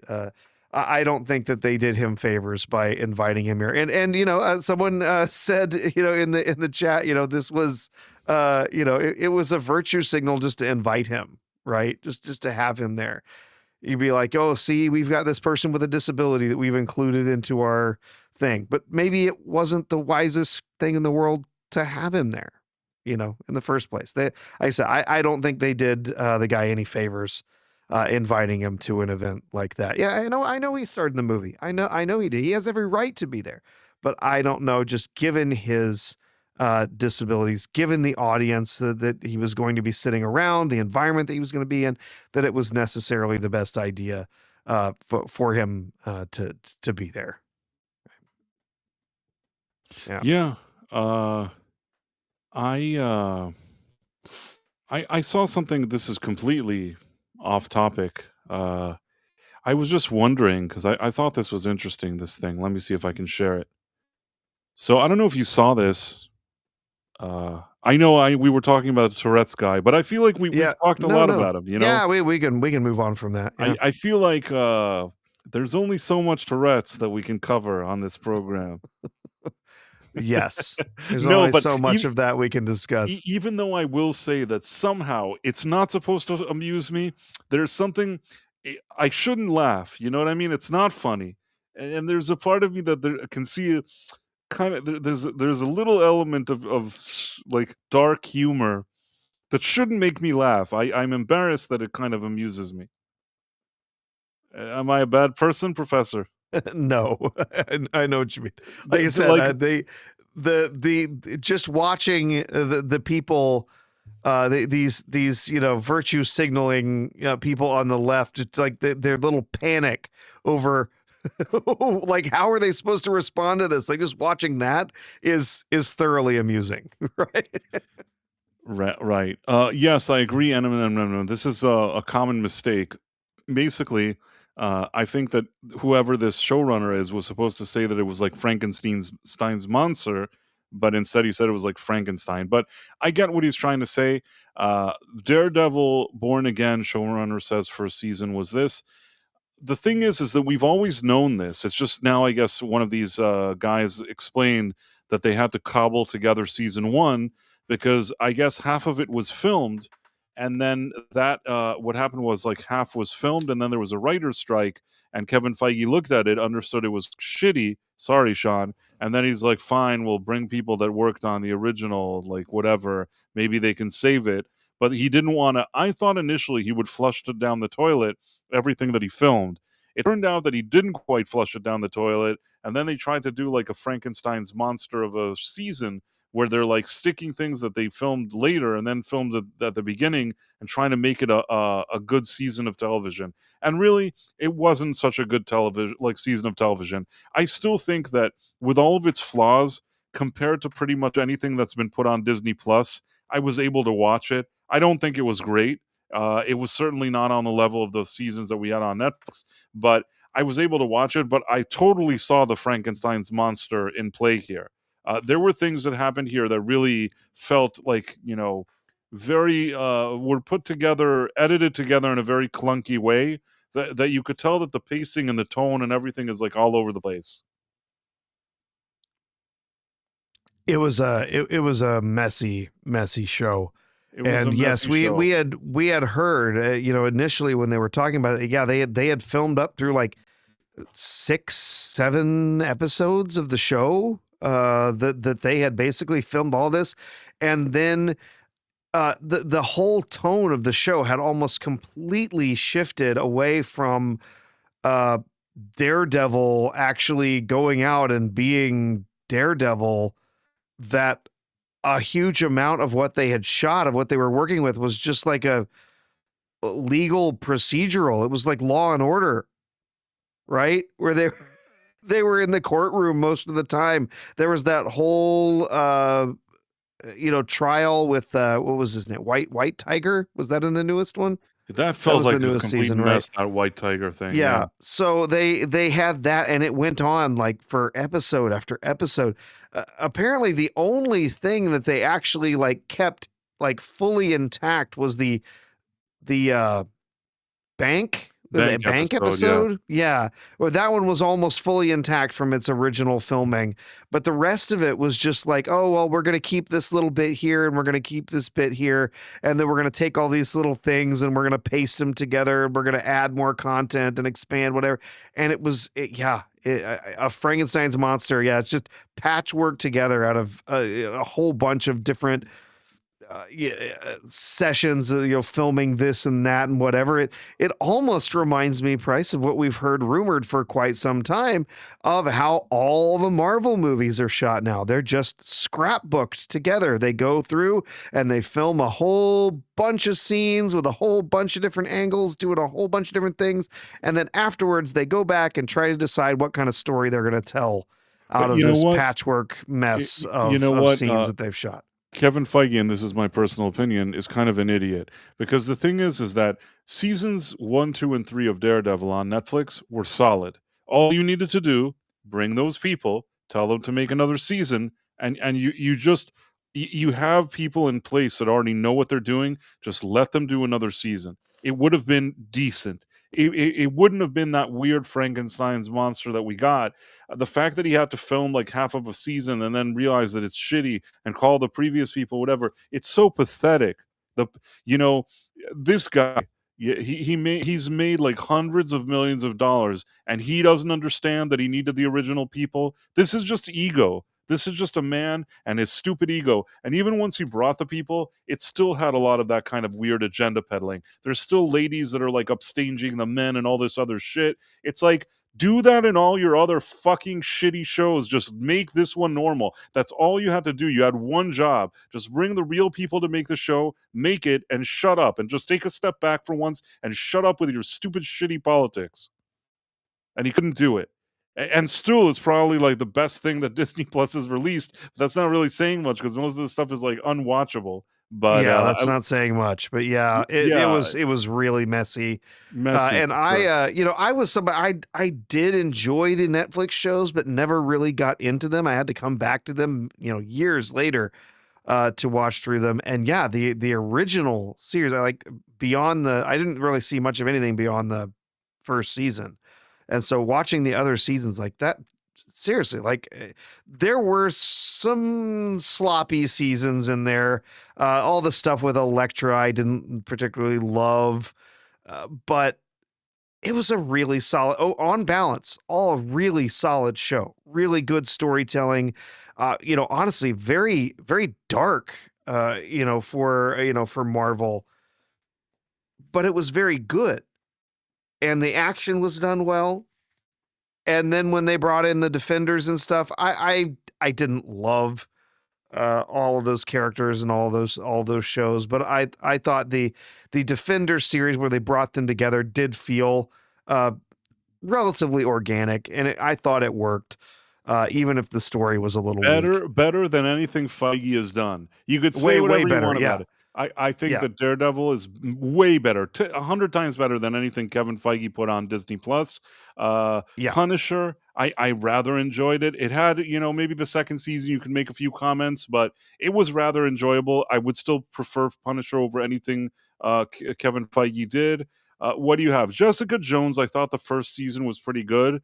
I don't know. I think maybe the second one I kind of was half okay with and already getting annoyed, and the third one I think went off a cliff. Uh, Iron Fist, that was a very problematic show. It was probably the weakest out of all those shows. That wasn't so great. And then you had Luke Cage. Luke Cage started off kind of interesting, but I don't know, kind of went off a cliff as well. But I will say that when they did the Defenders and they brought them all together, it was kind of cool. yeah, I didn't hate it. yeah, I still will say that even the weaker seasons that I said of these shows still had more going for them than anything Kevin Feige did. At least if nothing else, they created 4 different series and then 4 or 5 different series, and then they created one series where they brought all these characters together. They wanted to do like the Avengers, but with their Daredevil universe. And you know what? It was decent. There's things that are better than that. It's not like perfect, but I thought that the thinking was in the right direction, and it wasn't an insult. Better, all the stuff that they did there on Netflix, better than anything Feige has done, in my opinion. even the weak ones. Sure. Yeah. Like, I'll No, still take, like, Iron Fist over, like, Ironheart, you know what I mean? oh yeah. Like, as Although dumb I as mean, I Iron don't Fist know. was, I couldn't even finish the first season. I couldn't finish Iron Fist. I was bored of it in the first couple of I'll episodes. tell I you did not what, like it at all. I But feel yeah, like I watched both seasons, and I'm not sure why, and the truth is it's not very good, but I will still say that it's better than, like, Ironheart. It's not that bad. It's just, I think also there's a little bit of being spoiled, when you're getting stuff like Daredevil season 1, 2, and 3, and Punisher season 1, and maybe somewhat season 2, when you're getting that, and then somebody's like, "Here's Iron Fist," it kind of looks lame, you know what I mean? You're like, "What is this crappy thing?" But if you zoom out and look at what Kevin Feige is capable of, suddenly Iron Fist, it doesn't look like the worst thing I've ever seen, even though not the highlight of the Daredevil universe for sure. sure. And Jessica Jones, I like the actress, and I thought that the first season also had like David Tennant before he was an idiot. I thought that was that was a decent season. It's just that it didn't. It kind of went off a cliff. I think he was in the first season. Maybe he was in the second season. I don't remember anymore.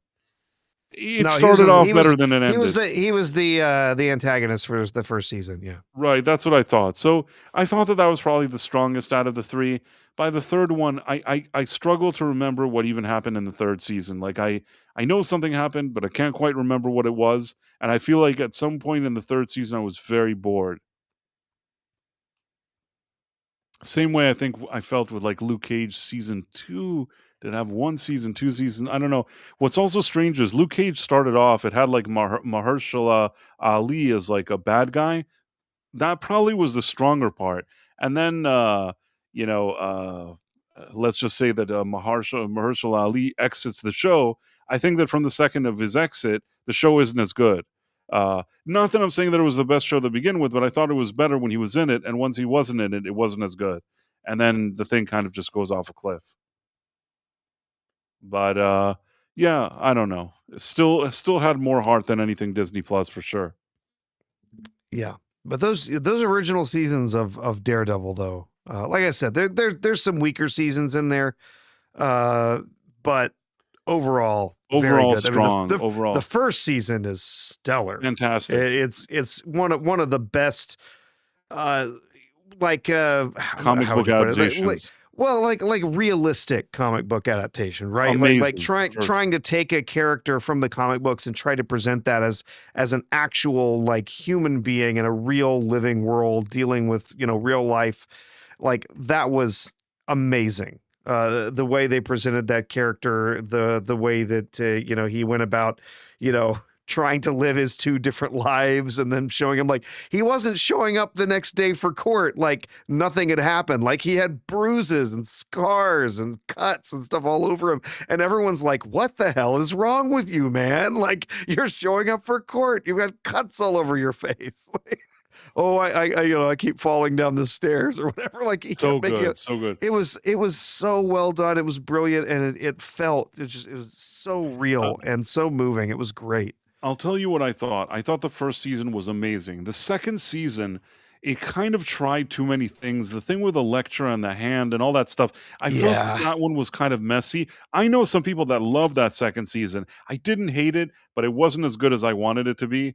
And yeah, then I did feel that the third season was something of a return to form with Bullseye. I yes, think it was Bullseye, uh, or like the origin or whatever you want to call it of Bullseye. But I thought that the third one was something of a return to form. Like I already kind of was a bit down after that second one, and the third one I'm like, they're like it's a return to form. And for whatever it's worth, that second one season helped set up the Defenders. There's things that happen in the Defenders that I think that you benefit from watching that second season. So it ended up working somehow. yeah, But yeah, not a disaster. Even the things that I like less are not still I would say Daredevil all three seasons, as a series, I think it's good. And Daredevil Born Again was not on that level. The thing with Born Again, there were pieces of the puzzle there that were good. You could tell that there were moments that like, what's his name? Vincent D'Onofrio and Charlie Cox, you could tell that they were really game to bring their characters and do their thing. Sure. Those were the Sure. strongest moment. Even in like Born Again, they were the stronger parts of it because you could tell that they were game. Uh, I like James Gandolfini's son. I thought that they were like creating an interesting character with him. That he's sort of like becoming the assistant to Vincent D'Onofrio, but he's almost a bit of like a shady guy. I thought that was kind of cool, and I wanted to see more of what happened there. I didn't like the cucking with Vanessa. I like Vanessa. I like the character, but they're like, "Oh, let's make her more of a boss," and she has like a lover and all that. Like, why are you trying to like cuck the kingpin? I didn't Yeah. like that. I thought it was annoying. Yeah. Also, there Yeah. there was also this part that like, Daredevil shows up, Matt Murdock, he saves his psychiatrist, lady, girlfriend, whatever it is, and then he's like talking to her and she's like, He didn't save me, I saved me," or whatever it is. It's like, Oh "Bitch, yeah. bitch, Unbelievable. shut the fuck up." That's what I wanted Unbelievable. to say. Sorry, Sean. It's like that can only be in like Kevin Feige's weird, twisted, demented version of the show. Under no circumstance would the previous show have like, "You didn't save me, I saved me, yo." Like that would never happen. Yep. So yeah, so that's just, I thought that was interesting. Uh as for Starfleet Academy, what I wanted to tell you is, I don't know if I can find this. Starfleet Academy. Let's see what his name is. Let's see if I can find it. There's this thing. Let me see if I can share this. Like, once there was, how when there was the acolyte, there was all this kind of like cope with media trying to make it seem like people didn't like the show because of like, because you don't like gay people, you know what I'm saying? Like they tried to do that kind of stuff with do you get what I'm trying to say? That Oh yeah. we saw this kind of stuff with the acolyte. Like the thing isn't doing well. That lady that plays the main twins or whatever it is, whining on social media, painting anybody that doesn't like the show as like ist and phobes. And I feel like they're doing something similar here. Like, oh, like this guy, he always knew how tough it would be to play this role. That there would be so much backlash from people that don't like diversity and don't like this and don't like that, and he got support from George Takei, and like he met him in a theater. I know all this weird shit, and like, Yeah. oh, Met him in like a theater dressed like as gay as you can possibly be dressed. Oh my yes, this is God. it. Good Lord. I mean, this is the part that I don't understand. Was this man a part of the show on the left, or this is just how he goes to the theater? I think he is just at the theater dressed like So that. this is what he wears when he goes to the theater. That's what you're saying. Yeah. Are you? I'm not. I'm not saying this to be mean. I don't know how to navigate through this situation, Professor. But is this common that you go to the theater dressed like this? This doesn't seem like theater attire. They didn't say anything. They're not like, "Hey, don't you want to wear a shirt, maybe?" Uh, I'm sure this is in LA. I don't think if he showed up nude, I don't think they would ask him to leave. I think it may have been Broadway though. Like this looks like. Let's see. Let me see. And then it's like, oh look, there's so many ists and phobes out there. See, they're already like, they're already going for that whole stupid thing. Here's the thing. If they introduced this character and then as part of understanding who his character is and learning about his background and how he, how his character grows and changes throughout the story, we find out that he's gay. All right, and that's informed some of his experience, his background, or whatever. Okay, I don't really care if he's gay. Here's the difference: they have made his being gay the center of his character. It's the he's only not thing I it, know he about is him. The only thing I know about this character is that that's what he is. You know what I mean? There's yeah, nothing else. exactly. There's nothing, no other characteristic except for that he's that.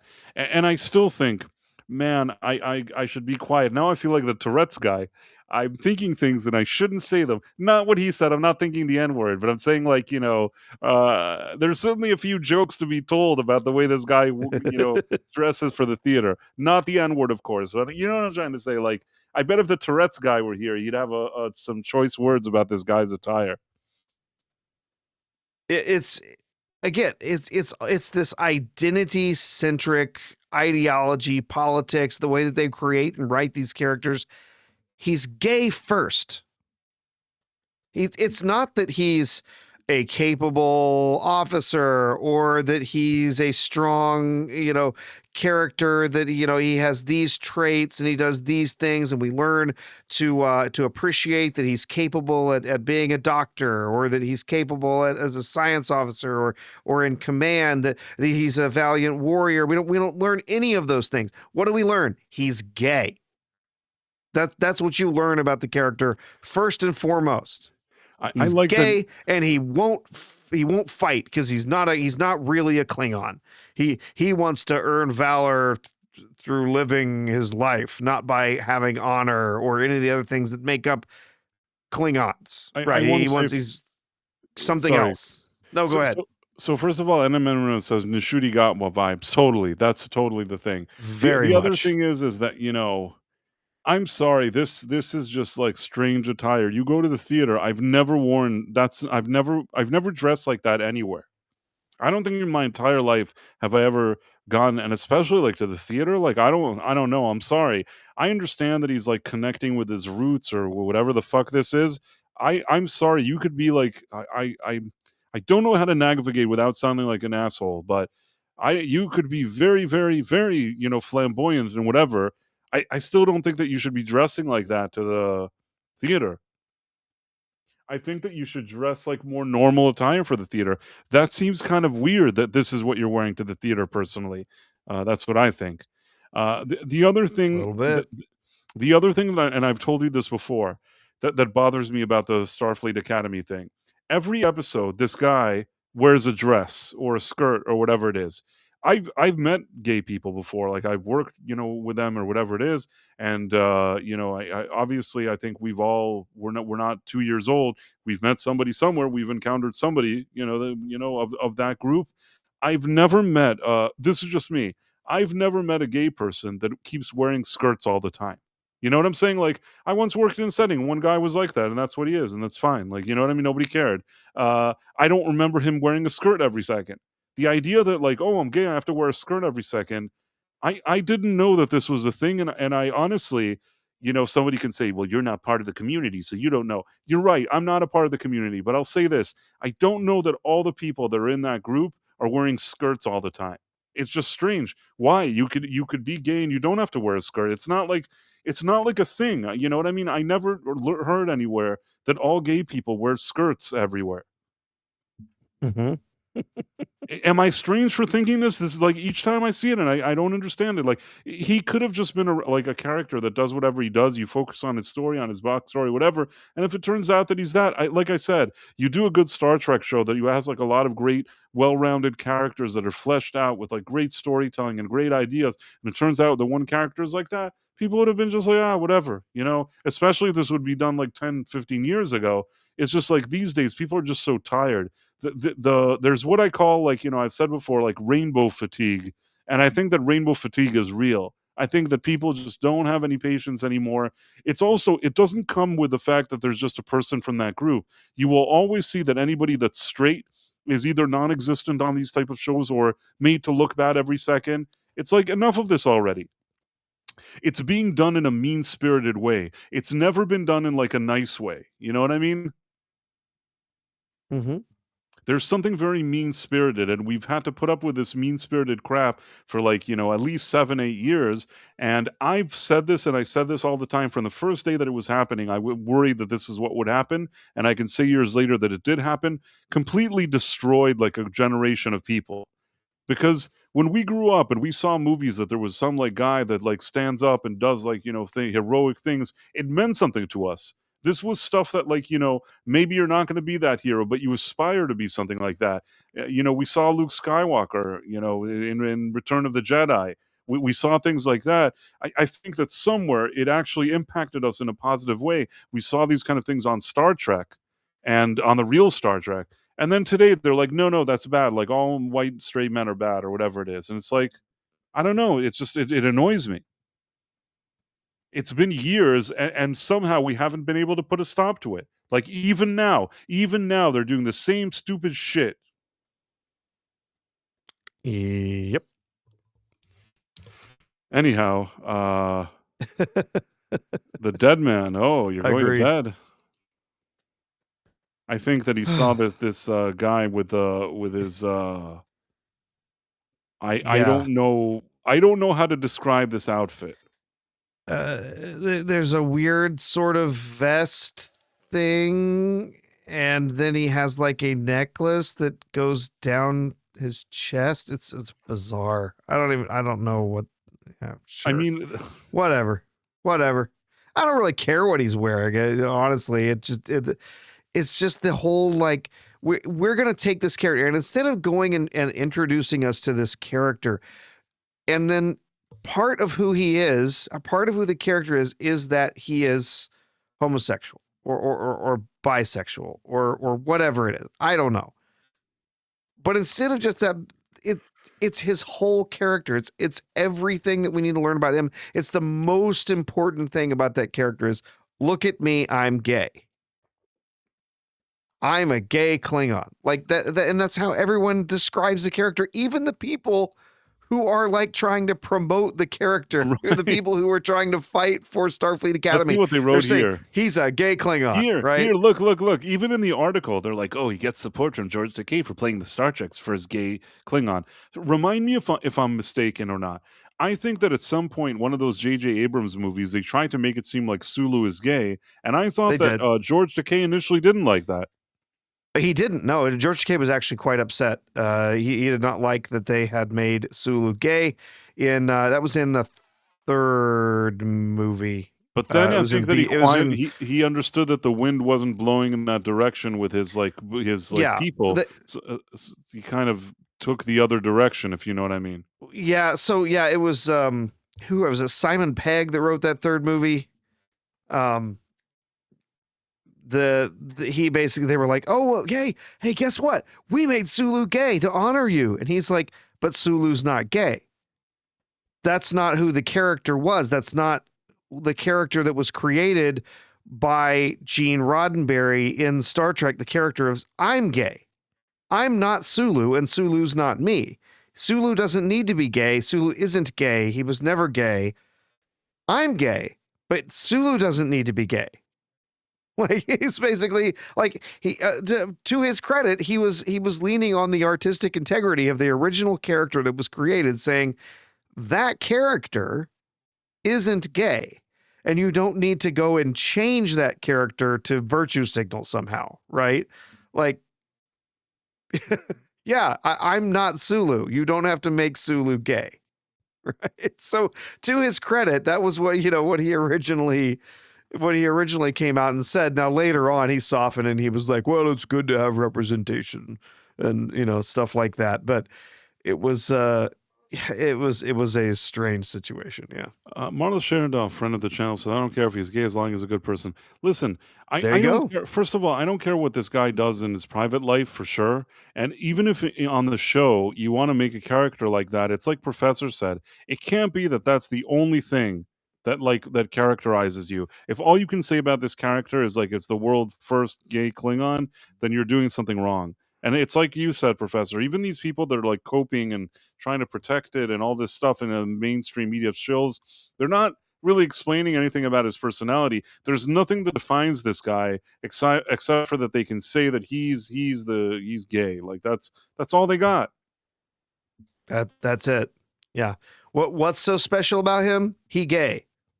Also, I mean, also, it's like I said, in that review that I suffered, and you saw it earlier, that seeing Star Trek and there's like a guy like this, like Klingon walking around in a skirt, and then he's like in a love triangle. He's like with two dudes. It just seems like, and there's nothing else characterizing any of these characters. There's just that's what they do. They're in a love triangle and they're dudes, and this guy is like, wearing a skirt. This is not just some like nuanced thing that somebody like put into like a otherwise like very how do I explain it? It's not like a very well written show with all these great stories, and this happens to be something that's going on there. uh this just I consider it an insult. I think that it's terrible. Yep. But not because of Agreed. like the guy's preferences or whatever, but because it's like it's making a mockery of the show, in my opinion. Feel like Marla Sharondoff ran away. But sorry, Marla. She's like, that's it, I've had it. In any case, what was I gonna say? Some of the comments in the chat have made me laugh, but I'm not gonna highlight them, even though they were kind of funny. In any case, where is Marla Sharondoff? Sorry, Marla. I don't know what I'm sorry for. Yes, I don't know. I'm not really sorry about anything, but in any case, we went over this thing. What else do we got, Professor? You had some stuff in there for Night of the Seven Kingdoms.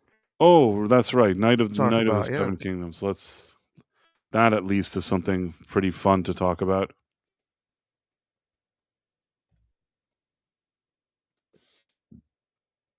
Let's see.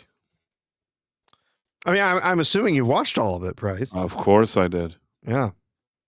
Well, I was late to this show. Honestly, the ending of Game of Thrones, that last season of Game of Thrones, really turned me off to just the entire property.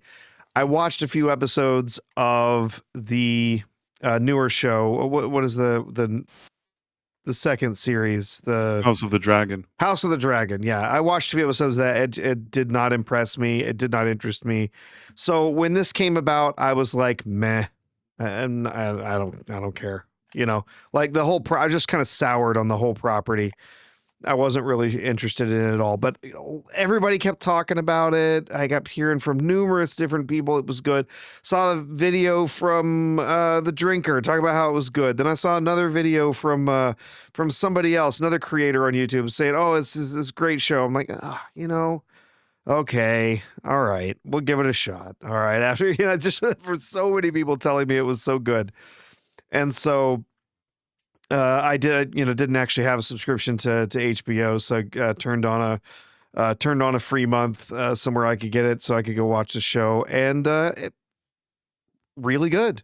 Not my favorite show I've ever watched. It's not like the most amazing thing I've ever seen, but also it's really well done, and there's some really interesting, very I don't know, like just kind of sincere, down to earth characters, and there's some genuinely like sweet moments in this show between the two main characters that I really enjoyed, and overall I thought it was an interesting story, and yeah, I'm interested to see where they take these characters after this. What were your initial impressions? Well, initially when I saw the first episode, I was kind of like you. I'm like, So and I also I soured on the original Game of Thrones. The second one I gave it a chance. I thought the first season of House of the Dragon was pretty good. Second one kind of lost me. I don't even think I finished it, and I really didn't feel like watching this new one. When I watched it initially, I couldn't really get into it. I will say this though, there was one day that they aired the fourth episode, and I decided, without knowing that the fourth episode would be so interesting, I decided to watch all three of them together and then watch the fourth one. And now when I was kind of in the zone, watching them all together as like one piece, I'm like, you know what? I kind of like this show. it really, really grew on me when I gave it another chance to watch the episodes together. And then when I saw like the fifth episode, I obviously enjoyed it. 612. I think that actually this is a series that, had I never seen anything and I just sat and watched all 6 episodes together, that probably would have been the best experience, because they're pretty short and they're interesting. So I think Yeah. I totally could have pulled it off. Yeah. They were really good, and I think it helped that they were a bit shorter. They kept the storytelling pretty tight. They didn't waste a lot of time with going off on trying to tell some grand story. It was a very small, very simple story about this character Dunk, and how he wants to both sort of honor the memory of the man that that trained him, but at the same time he needs to find his own way in the world through the only thing that he's known basically for his whole life, other than when he was very young. We find out very young that he was a thief, and just lived on the streets in one of the larger towns. Or was he in the capital? I can't remember where he was. But yeah, he sort of is trying to be this virtuous knight, trying to be the best version of himself, which honestly, just seeing a male white character in a TV show who isn't the villain, who isn't automatically being treated as completely useless, that his mission is just to be a better version of himself, really, like to realize who he wants to be as a man. That's an incredibly interesting story compared to what we get in just about all of the media that we have today. Andrew Schweiss says, yeah, it was King's Landing. Okay, that's where he was supposed to be. He was in Flea Bottom and King's Landing. I couldn't remember. But yeah, he's the only thing he's known in his whole life. He's has been, running around with this Edge Knight, training to be a knight, learning the various things that this, from this guy that he sort of looked up to, which, you find out maybe he wasn't the greatest knight out there in the world. Yeah. But he taught Dunk what he could, and cared for him, made sure that he sort of, I would say, learned a trade, learned to be a knight, right?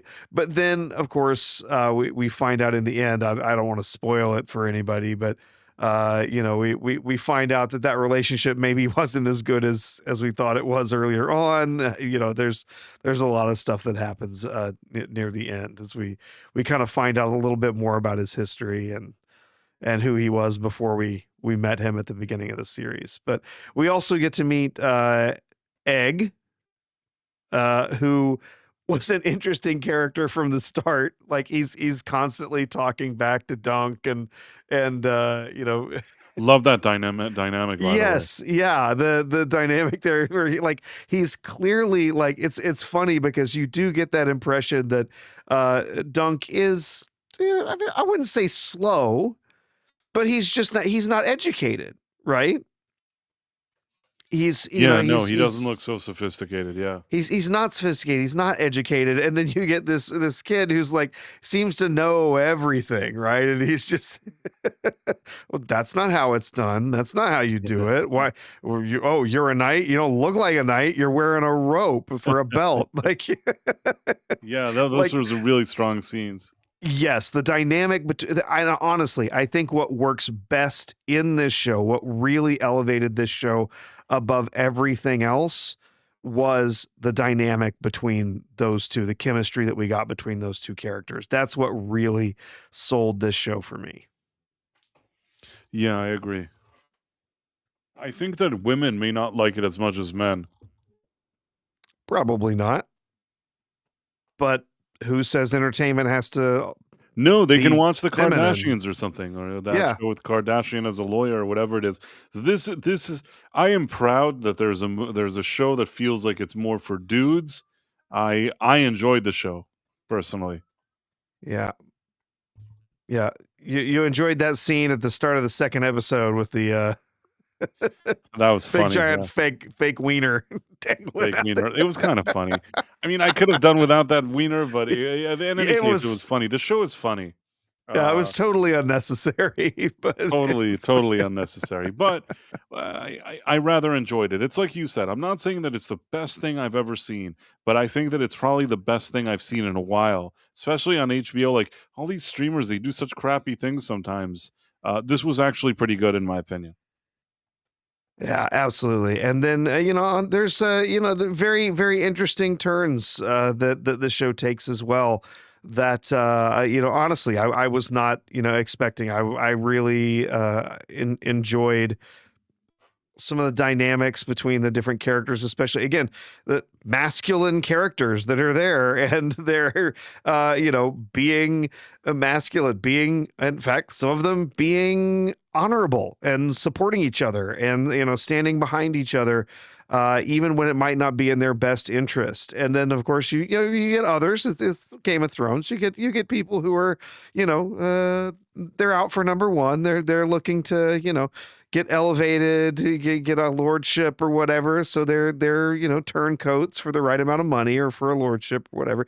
We get to see that sort of treachery that we've seen in plenty of other media from this in this universe.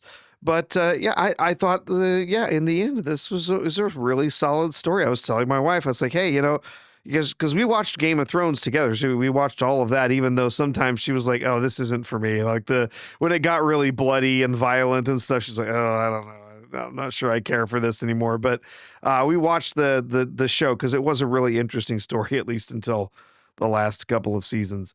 But we watched all the way through that, and I told her, I was like, there's this mini series. I said, we're gonna have to sit down and watch this next weekend, because it'll take us like 2.5 hours total, like the whole thing. Like there's 6 episodes, most of them are half an hour long, a couple of them a little bit longer. We can sit down, we can burn through the whole thing in half an afternoon, and it's really good. And she was like, oh, okay, yeah, we'll have to check it out. So I'm definitely going to be going back and watching through the series again here sometime, probably this next weekend. So yeah, it was really, really Cool. enjoyable. I was glad that I went ahead and watched it. It's interesting to see that the audience approval of this is seems to be a little bit lower than I would think it would be. I would have thought that it would have been higher, but I don't know. Yeah. It's something fishy. I rarely trust Rotten Tomatoes. I have no idea. I think most people that I've talked to like it, but I don't know. I can't really. I don't know what that means. But what was I going to say to you? Oh, I do have a question for you. See, there's all this Xbox that they hired a new CEO or something like that, and everybody's talking about that. Did you see any of that? Yes, there is a whole mess going on with I feel like that's a everything that's good. been happening at Xbox. So the previous CEO was retired. I say he was retired because I don't think he left on his own. I think he was told to leave. It's possible. And then at the same time, there was another. I cannot remember her name. There was another person who was there, Sarah Bond, who was also part of the group there, that also left after Spencer's retirement. Was not made, was not raised to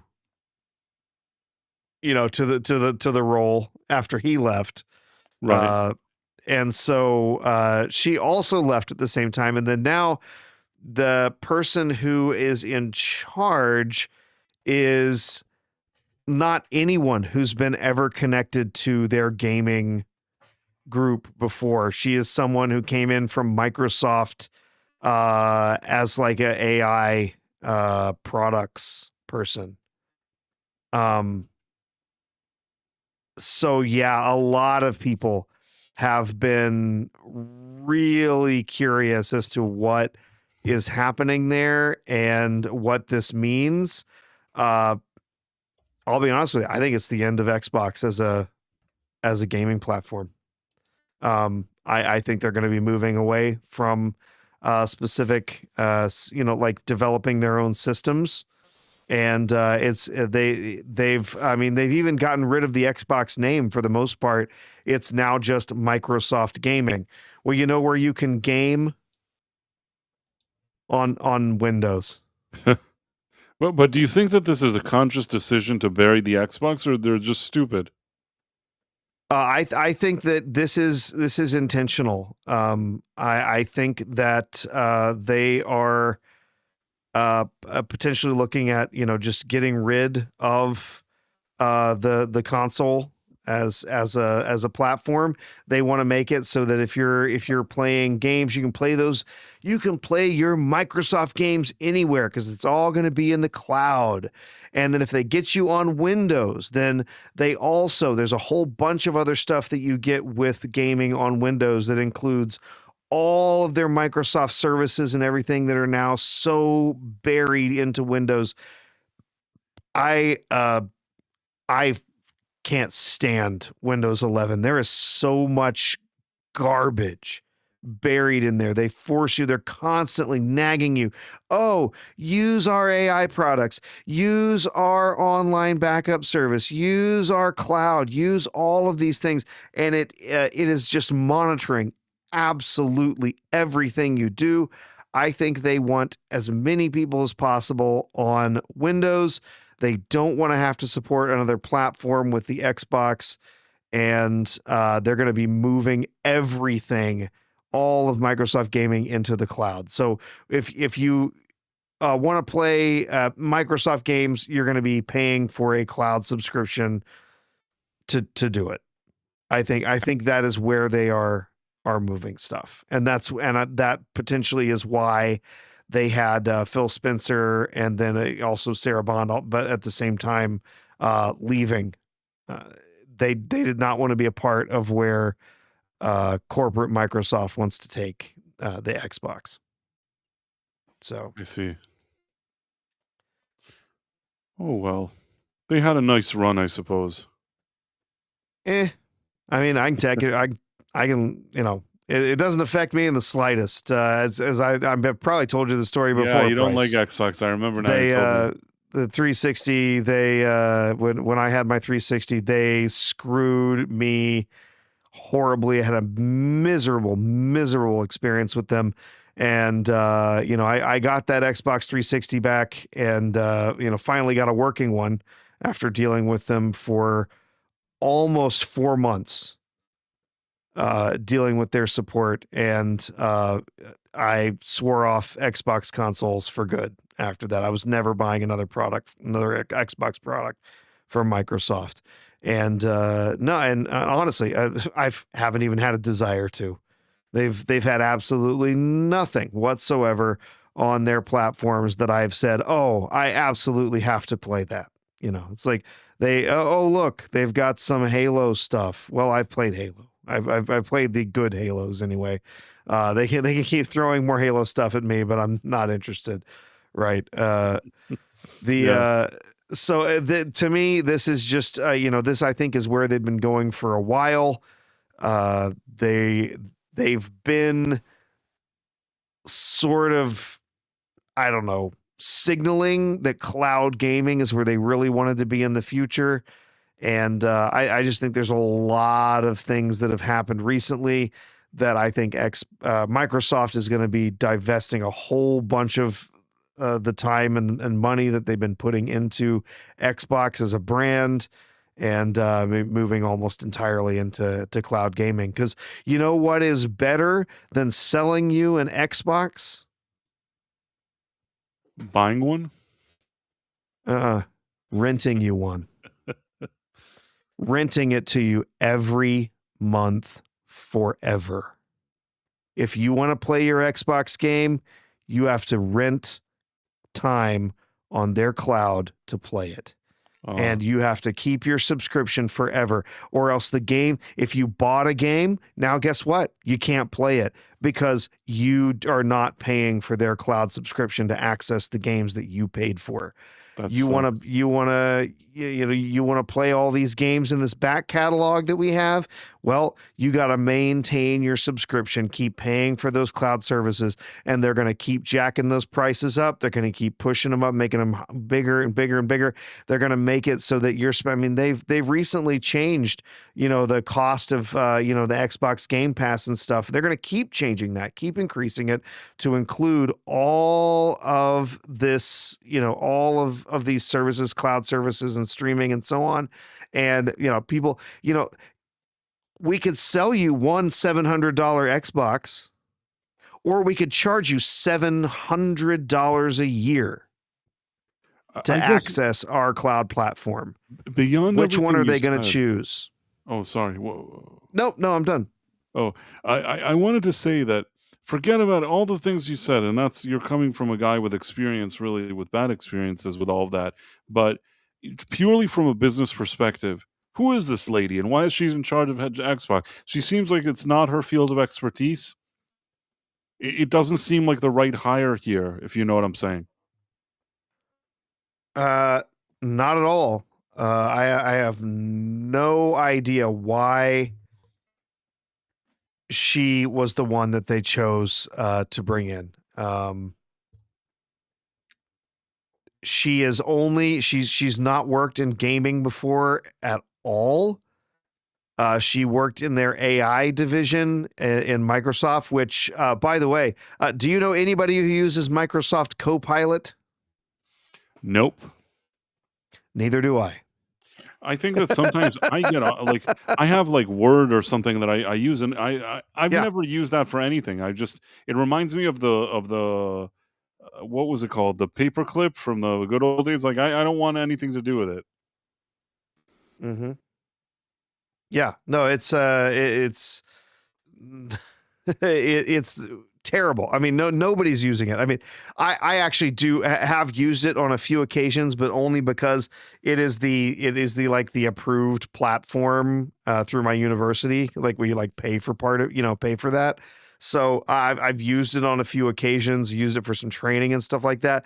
But if I'm using some sort of AI product for something that I actually want to go out and use, I'm not using Copilot. It's awful. It's basically the worst of all possible options at this point, right? You just have now all of these people coming in that are part of gaming now that have no history with gaming. Clearly, I think she's just.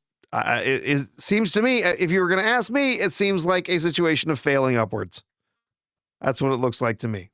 Seems like it. Jason Webster said, Price, did you watch any of this year's Winter Olympics? I really enjoy the freestyle skating, snowboarding, luge, and bobsleigh. I think I did watch the freestyle skating. I watched some of the ice skating. I watched some of the hockey. I didn't watch every single thing that you had there, but I did occasionally look at a little bit of it, and it wasn't terrible. I mean, it's not that I'm probably not the prime candidate to watch the Winter Olympics, but whatever I saw of it, I didn't hate. That makes sense. And One Dirty Bird with the $2 super chat wrote Linux.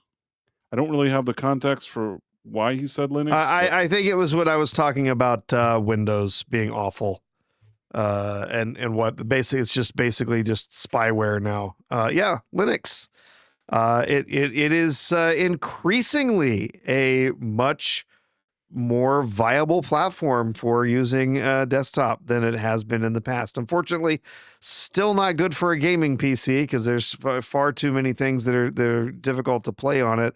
But if you just need a desktop where you need to be able to access, a browser and Google Sheets, Linux is more than capable. And you'd also don't have a lot of, there's all of the the crud and everything is built up in Windows over time. And, like with, they stopped supporting Windows 10. Now it's only Windows 11. Windows 11 has some specific requirements for the processor has to be this fast and it has to have this little security chip in it or whatever. And, these are all just artificial constraints. You put Linux on one of those machines and it runs like a champ. It still works great. Right? Because it doesn't have all the other junk and everything built up in it. So yeah, I mean, for a lot of users, I think Linux has finally gotten to a point where it's more than capable as a desktop operating system to be used by your average individual. Now it's still different. People who are used to the Windows and stuff are going to have some issues with it there. But personally, I'm still a Mac user, have been a Mac user for decades. I'm going to continue to be a Mac user for many more decades to come. But I have used Linux. I've used it in a few different situations. And it's for just your, not doing much with it, just browsing the internet and writing some documents here and there. It's totally capable. Yeah. Yeah, I've used very little Linux. I've used a lot of Windows and Mac. I'm okay with both of them. I think that over time I got more used to Mac. I really enjoy, like, not more used to it, but I like it better. But I have no problem using Windows. Yeah, I mean, I've used Windows for decades. I supported Windows for a very long time, working in IT and stuff. As I told you before, I spent a lot of time going to work and supporting Windows machines, fixing issues with the Windows machines, config files, and all sorts of other crap that I had to go into Windows registry and fixing all sorts of problems with Windows. And that's why I had a Mac at home, because I didn't want to go home and do all the same things. I just wanted a computer that worked when I got home. That's understandable. What was I going to say? So yeah, thanks for the $2 super chat. Let me see if there's anything else that I didn't. Well, I did want to ask you, and this is the one thing we kind of discuss a little before we go. There's the whole Paramount and Netflix thing, which keeps taking a lot of twists and turns. A lot of twists and turns, yes.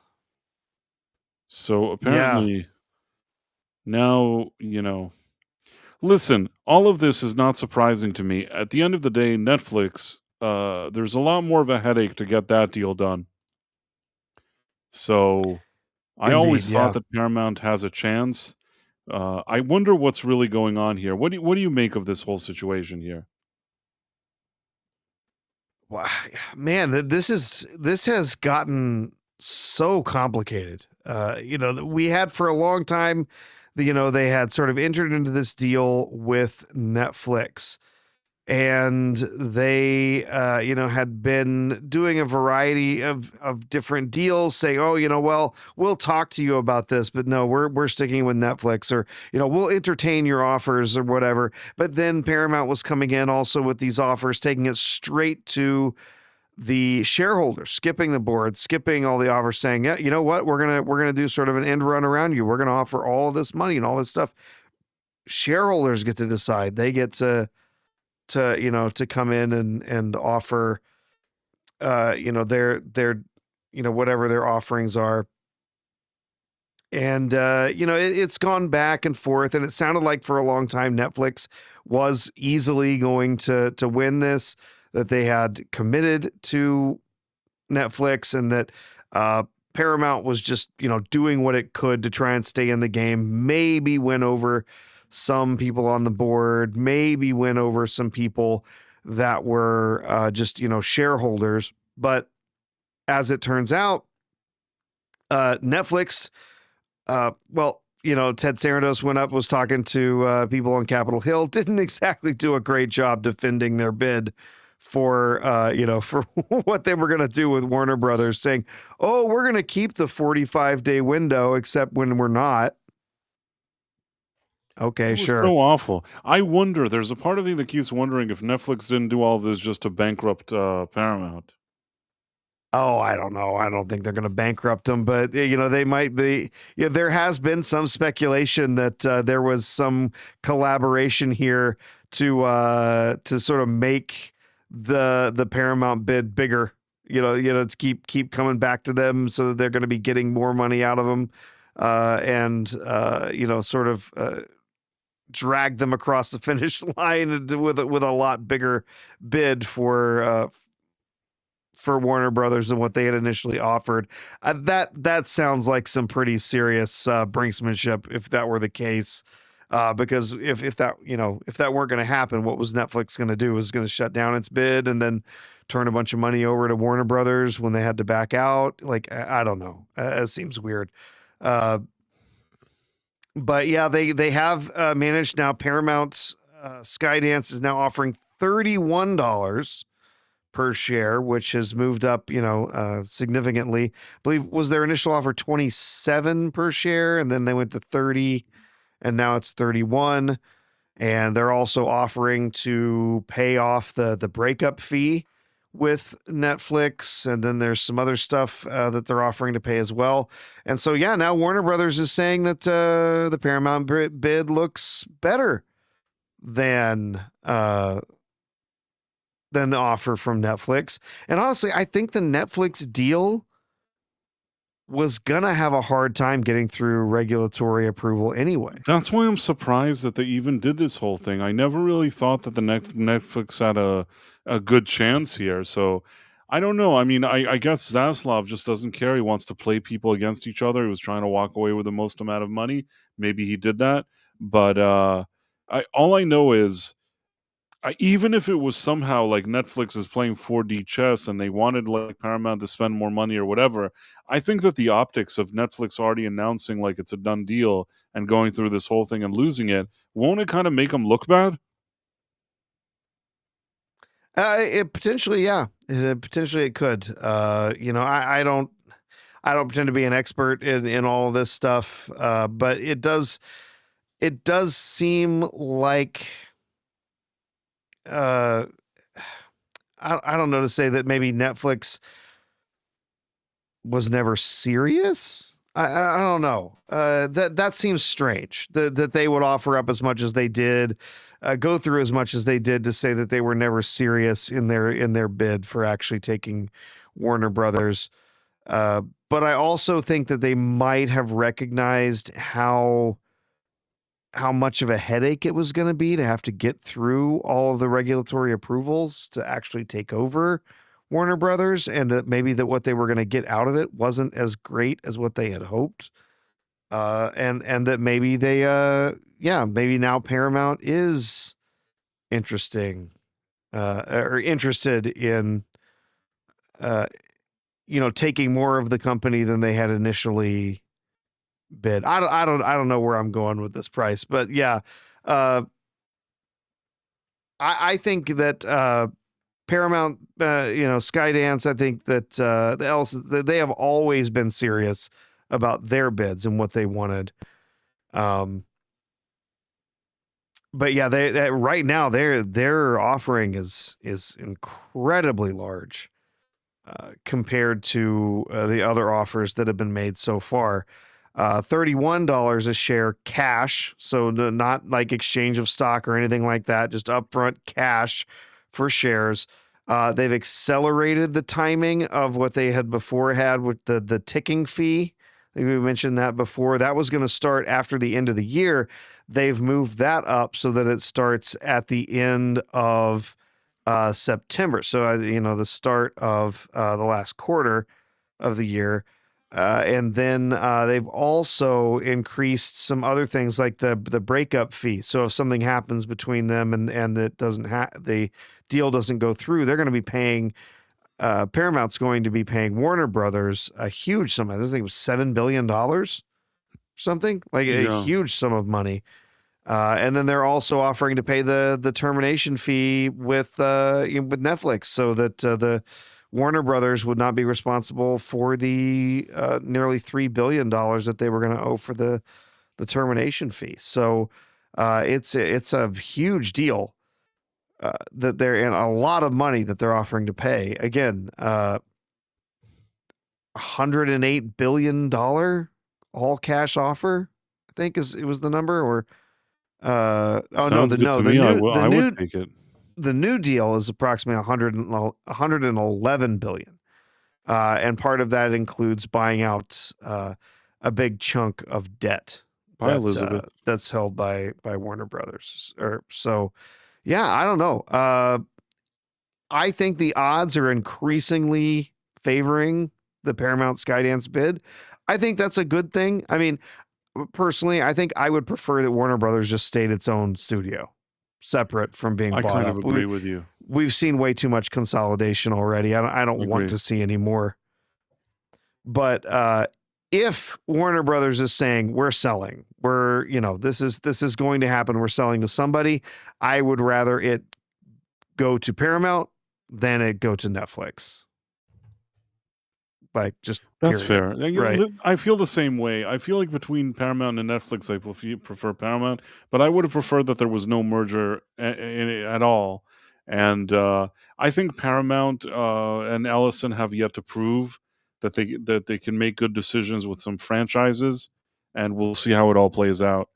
But I will say that if Paramount somehow buys it, as bizarre as this sounds, I think that it'll give like maybe even an opportunity for Zack Snyder to make a movie. I know how odd that sounds, but if it's Paramount, I think he has a shot at least one movie. I know how it sounds, but I think he has a shot. Especially if like all those Saudis invested, they like his movies, if I'm not mistaken. So stranger things have happened. Let's put it that way. Yeah. I would much prefer that Warner Brothers just stuck it out on its own. We need more But I would be independent, happy to different unload James studios. Gunn, you know what I mean? I'm not necessarily saying that they would have to go back to the other thing, but, like, I would unload James Gunn. Honestly, Oh, I yeah, no. I don't know what they could do. Maybe they need a break, but, from superhero movies for a bit, and then maybe to try, like, launch another universe, but I don't think James Gunn is a good fit. Yep. I agree. I think James Gunn has been an abject failure at everything that he's done with the DCU so far. I think it's been terrible. And I think we're going to see another huge flop with Supergirl this summer. It'll be funny. Suddenly it'll be a hit, but I think that it's going to flop. If it's anything like the previous stuff that he did, it's not going to be good, but that'll be funny if suddenly it becomes like the summer's biggest hit. I don't think that Superman did anything to try and boost, interest in the Supergirl film. Female-led comic book films always do worse than male-led films. Not saying that doesn't mean they can't be good. They just have a smaller audience. There's just fewer people who are going to come out to see it. And so it's not going to perform as well as Superman did. They're trying to lie about the budget and say, "Oh, it was cheaper. It was cheaper. It was cheaper." No, we know it wasn't. They said before. They said repeatedly that basically they were putting the same budget behind this or close to it as they put behind Superman. So it's going to need to make the same amount of money for the most part. It's going to need to bring in that, and it's just not, it's not going to bring in that kind of money. And I genuinely, I don't think it's going to be a good movie. I think it looks like it's just ripping off a lot of other ideas. Yet another ripoff of Guardians of the Galaxy. It's about this, depressed, whatever, female superhero who's all emo and moody and whatever. Like, there's nothing there that says like, man, I got to go see this. This looks fun. Like, not to me anyway.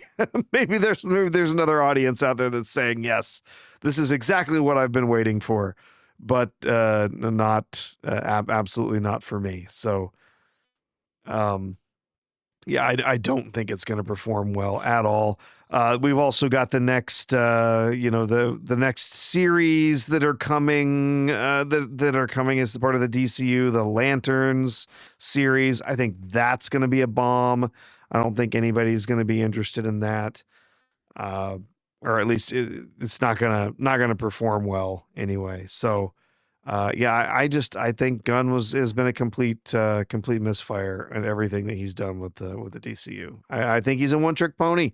I think he's proven it. Like, I think he can so. do Guardians of the Galaxy. He can do quirky, weird characters that nobody really knows, and we can go and we can make them do quippy things together.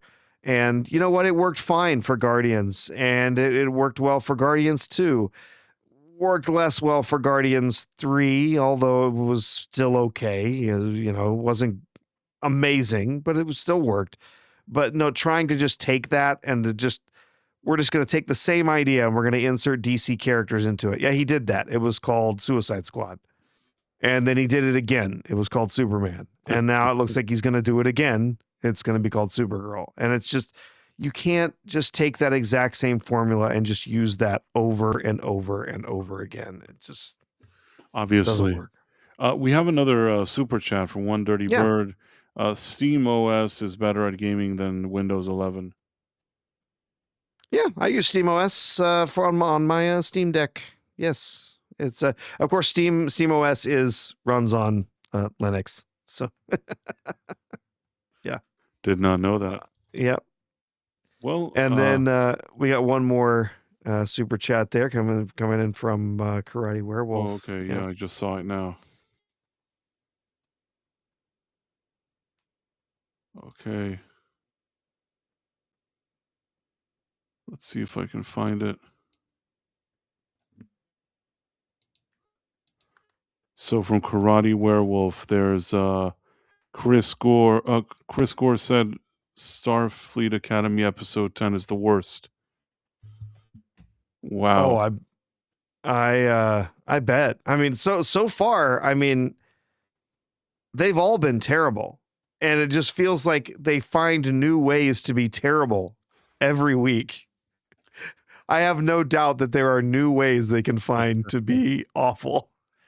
Yeah, I mean, it's really every week has been worse than the week before. The one where supposedly they tried to do the Wrath of Khan, one could argue, and again, it was a disaster. But maybe the gay Klingon planet and the hologram episode maybe was a bit worse.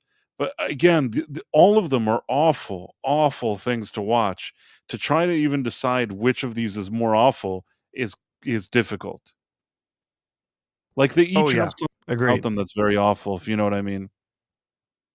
Agreed. Yeah, they're all a real mess. Absolutely. But yeah, I mean, I would of all the ones so far, yeah, last week's was just like there was just nothing there. It was just a bunch of recycled plots and a bunch of stupid, like, it was awful, like weird teen drama, but not even like going anywhere with it. It was a waste of time. But I still the one with that focused on Sam was just one of the worst things I've ever seen. It was so terrible. It was terrible. This last one, though, because there was no Star Trekking involved, it was like mainly it could have been just a teeny drama, very poorly written and poorly made. Like you just remove them from the time they're supposed to be in the franchise and just have like a teeny drama with the same exact stupid crap, and it would have been awful. Sure, yeah. There's no redeeming quality here. It doesn't even work as a teen show. It doesn't work as anything. But that's just my opinion, of course. In any case, if you have a list of people that were in each place, I could already start saying goodbye to people. Let me go double check. Got everybody from Rumble. Just had a few people join us from Rumble today, but we're glad to have all of them. I got that list there for you. Elizabeth Quinns, Darren Mike, Evo 1961, Tony Glows 500, and Double R Star. We have some other people, but maybe they're more lurkers. But yeah. Thank you in any case for those who hang out with us.